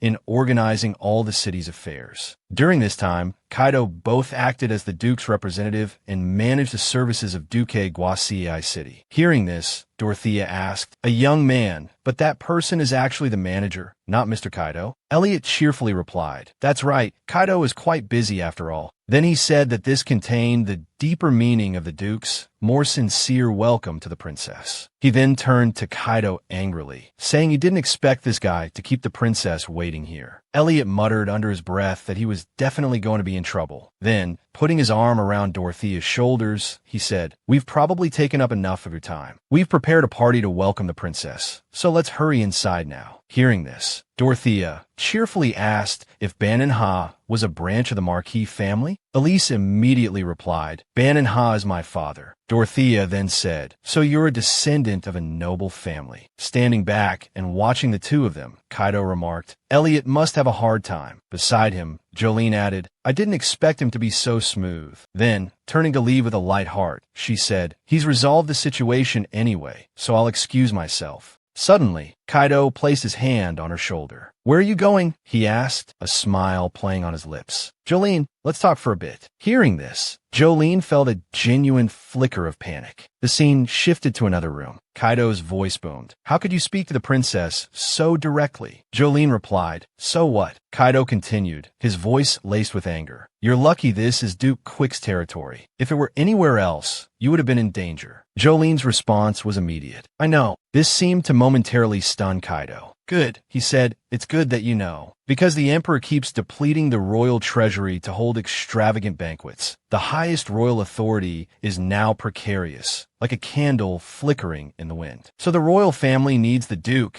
who possesses great talent and virtue, and they probably won't give up on a royal marriage between me and the princess." Jolene continued, "The real regret now isn't about the duke's family, but whether this situation is truly over." Kaido slowly nodded in agreement. "That's right, you're correct. It doesn't matter what I do now. The royal family absolutely cannot touch me. But for you, it's different. It would be very dangerous." Hearing this, Jolene sighed. "Isn't it almost over?" she replied. "There's no other way anyway. If the princess stays here, I'll have to face her sooner or later." Suddenly, Jolene imagined Dorothea bursting into the room, furiously yelling, "Is it better than meeting in my room?" At this thought, Jolene replied, "That was the princess's room last year, so it would only make her angrier." Thinking of Dorothea's furious expression, Jolene began, "Of course, my plan to approach her failed." Kaido responded, "I'm sorry, Jolene. We should have stopped the princess from coming here in the first place, for your safety." He looked at her intently, his gaze softening. "But I promise, the Quicks will protect you. You won't be in danger. Even if we don't want it to, that day will eventually come. The day before the hunting festival." Jolene was playing with Ford. Ford chuckled, "Master, your hands are rough today." Jolene pouted, "That's a pervert's line. It's not right." Ford looked at her. "You're calling me a pervert? I'm just trying to relieve your stress." Jolene exclaimed in exasperation. I really am stressed. Fred asked, did something happen today? Of course, she replied. The maid made me sneeze while she was cleaning, and it got on my cheek. I heard she flipped a table last night because of the lemon butter sauce. Because of me, she got so angry. She's clearly taking it out on innocent people. Oz, overhearing, responded, should I just keep watching that witch like this? Ignoring Oz, Jolene's frustration only grew. It's just like our hearts, she muttered angrily. Ford tilted his head. Are you angry? He asked. Jolene continued. I want to share so much with you, but I guess I'll have to wait until I'm tired. I don't have a title yet. Lying on her bed, she thought, I hope this kind of thing never happens again. Right, she said aloud. First, we should focus on making the liquid potions. She continued. Look at this, even just observing from the room. We've made so much. We shared it with the servants, and seeing their reactions, it seems to be effective for everyone, from Mrs. Phil to the maids. Then everyone in the kitchen area too, she added. Yes, we can easily prepare for the busy hunting festival. Fred asked if she would personally open a potion shop in the future. Yes, she replied, but the highest grade potions are still quite dangerous. So, she thought, they would mainly sell everyday potions. Of course, she concluded, our priority is still protecting the Duke. Just as she finished speaking, a servant flung open the door, breathlessly shouting, Miss Jolene, something terrible has happened. Jolene bolted upright in bed. Mango, what is it? The maid, struggling to speak through her tears, stammered. Just now, the princess, she dragged Mrs. Phil away for insulting the royal family. Jolene was instantly on her feet. Why would the princess do such a thing? Then Thomas, also in tears, rushed in. Addressing Jolene's uncle, he cried, I heard another maid was hit by the princess today, so even Mrs. Phil stepped in to intervene. The princess, she had boiling, cleaning water and threw it on Barkfy's face. At this, Jolene was speechless, stunned into silence. The young woman continued to weep. That's not all. The princess also punished Barkfy for insulting the royal family. Jolene, finding her voice, asked, do the Duke and Kaidel know about this? Elliot answered, I've already sent word to them, but the arena is quite large. It will take time for them to return. Jolene bit her lip, fury simmering within her. She clearly did this on purpose, she thought, while the Duke and Kaidel were away inspecting the meeting grounds. She dared to lay a hand on someone important to me. Meanwhile, Jillian, watching from the doorway, thought Dorothea has finally crossed the line. Jillian's eyes narrowed, a silent vow forming on her lips. If this is how she's going to be, I won't let her get away with it. I'll use everything I know from the original storyline. Beside her, Elliot scratched his head. I wanted to burst through that door myself just now, but I'm in charge of public affairs. Jillian turned to him. You did the right thing. If Elliot had acted, it could have started a war with the royal family. Elliot looked startled. Jillian continued. So, let me handle this. Her voice was firm, resolute. The scene shifted to another room, where chilling moans hung heavy in the air. Mrs. Phil lay writhing on the floor, groaning in agony. Dorothea sat perched on a chair, casually rocking back and forth. This is what happens, she said, when a blind fool dares to anger us. A cruel smile twisted her lips. Where in the world would a common maid dare to defy the royal family, she continued. Those who live with lowly slaves must be mad. Isn't that right? Ignoring the servant's pain, Dorothea went on. By the way, I'll make sure the Duke sees with his own eyes that this kingdom's princess is still perfectly unharmed. A voice then called from beyond the door. Princess Dorothea, it's Jolene. I have something important to tell you. Dorothea's interest was piqued. A sinister smile spread across her face. So the white-haired girl has finally come to me. Where did this lowly slave come from, barging in like this? She sneered. Get out at once. Jolene's voice was tight with controlled anger. This is something the princess will definitely be interested in hearing. Jolene continued. It's about pure blood. The word hung in the air, and Dorothea froze. Jolene pressed her advantage. If you're not interested, I'll just leave. Panic flickered in Dorothea's eyes. Wait, she cried. She clenched her hands, then snapped at a servant to open the door and let Jolene in. Finally, Jolene entered. Dorothea commanded, let that girl who looks like a white-haired rat come in. Jillian thought, pure blood means the blood that flows in the heart of a newborn from birth to 100 days old. If dragon tears are an impossible ingredient to find, then pure blood is a forbidden ingredient, because only pure blood can be used to make devil potions. As Jillian stepped into the room, she was utterly horrified, because I saw Dr. Phil curled up on the floor, trembling, covered in a white sheet. Jillian subtly stepped back, unleashing her beast, silently thinking, please hold on a little longer. Dorothea, who cares for people? When will you ever speak up? Dorothea smiled, trying not to show her panic. She continued, what do you know about pure blood? Jolene immediately answered the curious lady, about how I know about pure blood, or that I know the princess's secret. Jolene immediately answered the curious lady, is it about how I know about pure blood, or that I know the princess's secret? Dorothea was momentarily speechless, stunned by Jolene's words. Je l'ai précédent, feigning surprise. Did you think this was something no one knew about? Dorothea finally found her voice. Who are you? What do you know? Playing these games now. At this, Jolene brought up the devil's potion, pointing an accusing finger at Dorothea's face. Your beautiful appearance. It's all thanks to the devil's potion made with pure blood. Dorothea scrambled to her feet, stammering, How? How could anyone know about that? Jolene's voice was cold. Did you think that was all we knew? We also know exactly what you looked like as a child. Your secrets, your past. I know everything. Dorothea was truly frightened now, her words barely coherent. Impossible. How is this possible? Jolene replied, why? Because you killed everyone who knew, didn't you? Jolene's thoughts raced. Dorothea appeared in the upper echelons of the empire at the age of 10, introduced to high society quite early. But Dorothea's debut was considered rather late in aristocratic circles. No one dared to question her, though, because the day she debuted among the elite was the same day all those who had served her were killed. Jolene continued, her voice dripping with disdain. Those who know nothing envy you, even praising you as the most beautiful woman in the empire. She leaned closer to Dorothea. But you want to hide it, don't you? You absolutely don't want to be exposed. That praised appearance, it's all fake. Dorothea's fury ignited. No, I'm beautiful. I'm more beautiful than anyone. Jolene pressed on relentlessly.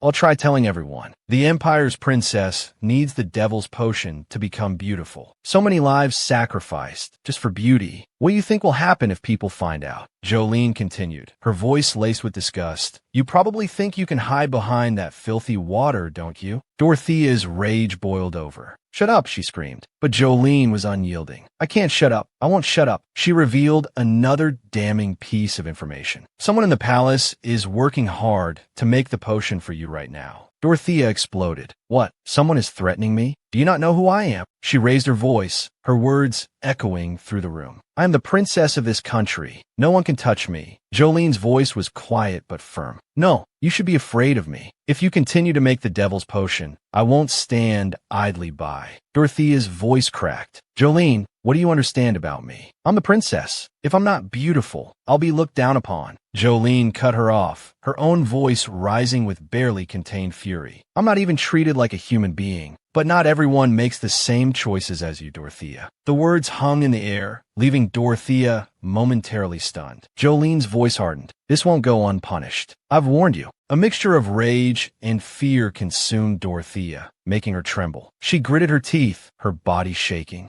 Jolene continued, her voice unwavering. From now on, this isn't a trivial matter. This is a declaration. Later, in the same room, Jolene bent down, clutching Mrs. Phil's trembling hand. Mrs. Phil, she whispered, her voice thick with emotion. She received no response. Her hand trembled, tears welling in her eyes. Then, suddenly, Mrs. Phil stirred beneath the white sheet covering her. Seeing signs of life, Jolene wept silently, her mind racing. What should I do? She's still unconscious. Despair threatened to overwhelm her. I need to make the potion. Now, her gaze fell upon a cup on the table. What if I could turn the tea into dragon tears? A surge of determination coursed through her. It's time to try. I can't hesitate any longer. She stood up, her resolve hardening. I've failed so many times, but I have to try again. Jolene was determined to save Mrs. Phil, no matter the cost. Focusing her energy, she cast a spell on the cup, whispering a desperate plea for help. She squeezed her eyes shut, her prayer growing more fervent. Please. Then, sensing a shift, she opened her eyes. A vibrant green light erupted, filling the room. Suddenly, a warm, verdant light bloomed, engulfing the room. I did it, Jolene breathed, still hardly daring to believe her own success. Exhaustion clung to her like a shroud, but she pushed it back, a nagging thought whispering in the back of her mind. There has to be a reason the side effects were so severe. Dorothea, witnessing the spectacle, paled. What were you doing? she stammered. Then, her shock morphed into anger. Is Jillian pregnant with twins, too? She demanded, turning on Jillian. I don't know, Jillian replied, a triumphant smirk playing on her lips. Maybe twins, maybe not. Are you curious about what we're truly capable of, princess? Dorothea, speechless with fury, gnawed at her fingernails, her gaze fixed on Jolene with pure venom. Unable to articulate her rage, she spun on her heel and stormed out. Jolene released a shaky breath as Dorothea disappeared.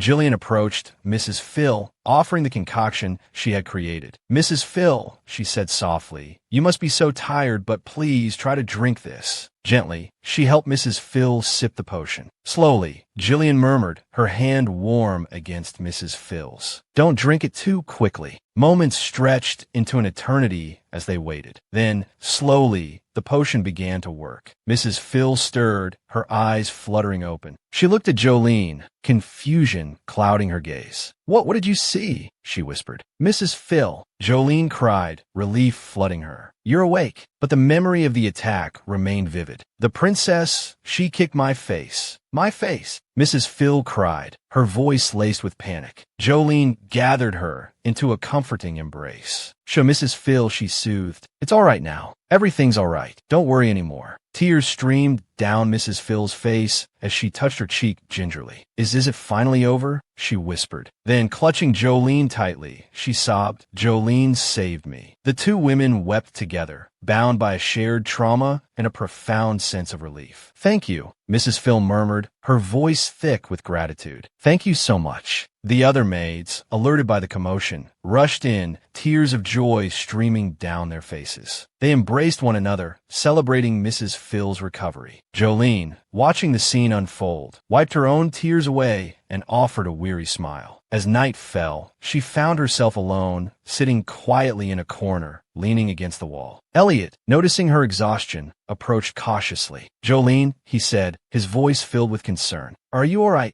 Jolene turned to him. How do I look? She asked. Elliot sat down beside her. Why would you ask that? He replied. You look pale. He recounted Dorothea's hasty departure, her face ashen with rage. What happened? He asked. As you can see, Jolene replied, I saved Mrs. Phil. Elliot sighed. Jolene, this is serious. Jolene leaned her head back against the wall, exhaustion overwhelming her. If you want to scold me, she murmured, please do it later. I'm really tired. Elliot fell silent. Then, to Jolene's surprise, he gently drew her head to rest on his shoulder. If you're tired, you should go and rest, he said softly. Why are you here? Because of that, Jolene replied. What? Elliot asked, not quite catching her words. Jolene closed her eyes. I was worried about everyone, she murmured. Exhaustion finally claimed her, and she drifted off to sleep against Elliot's shoulder. Jolene, Elliot whispered, his voice laced with concern. He carefully lifted her, cradling her head against his chest. Not showing it is even more worrying, he murmured.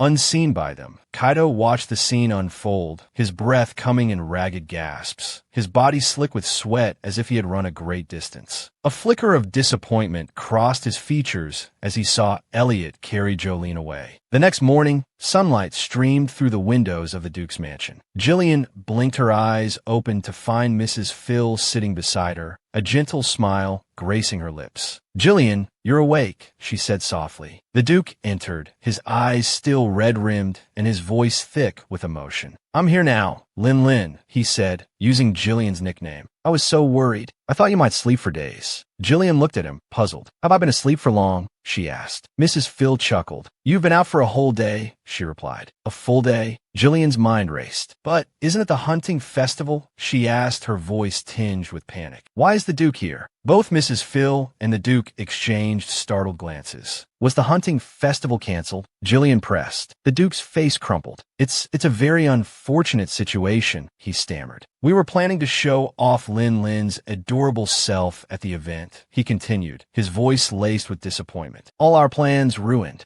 Jillian felt a pang of helplessness. This was an unexpected twist. The original course of events had been completely altered. Was this the author's price for her happiness? Pushing the thought aside, she forced a smile. I'm just glad you're safe, Your Grace, she said. The Duke looked at her in surprise. You're worried about me? He asked. Jillian beamed. Of course, she replied. Suddenly, a scream echoed through the mansion, startling everyone in the room. What was that? Jillian asked anxiously. Mrs. Phil frowned. That was the princess, she said, her voice laced with confusion. The Duke cut in, his expression grim. It seems the princess has finally lost her mind. Lost her mind, Jillian echoed. The Duke's brow furrowed. She's claiming she's seeing some kind of demon, he said. How was that even possible? Jillian's lips twitched nervously. A demon? Ford had told me before, a great beast can't possibly be a stupid demon. If it wasn't for Master's orders, I would have refused outright. Is she talking about a demon or a monster? Jillian asked, thinking aloud. Ford, appearing beside her, bristled indignantly. What are you saying? How disappointing. Demons are only treated like ghosts or spirits. Then, his expression brightened. Monsters are definitely cooler.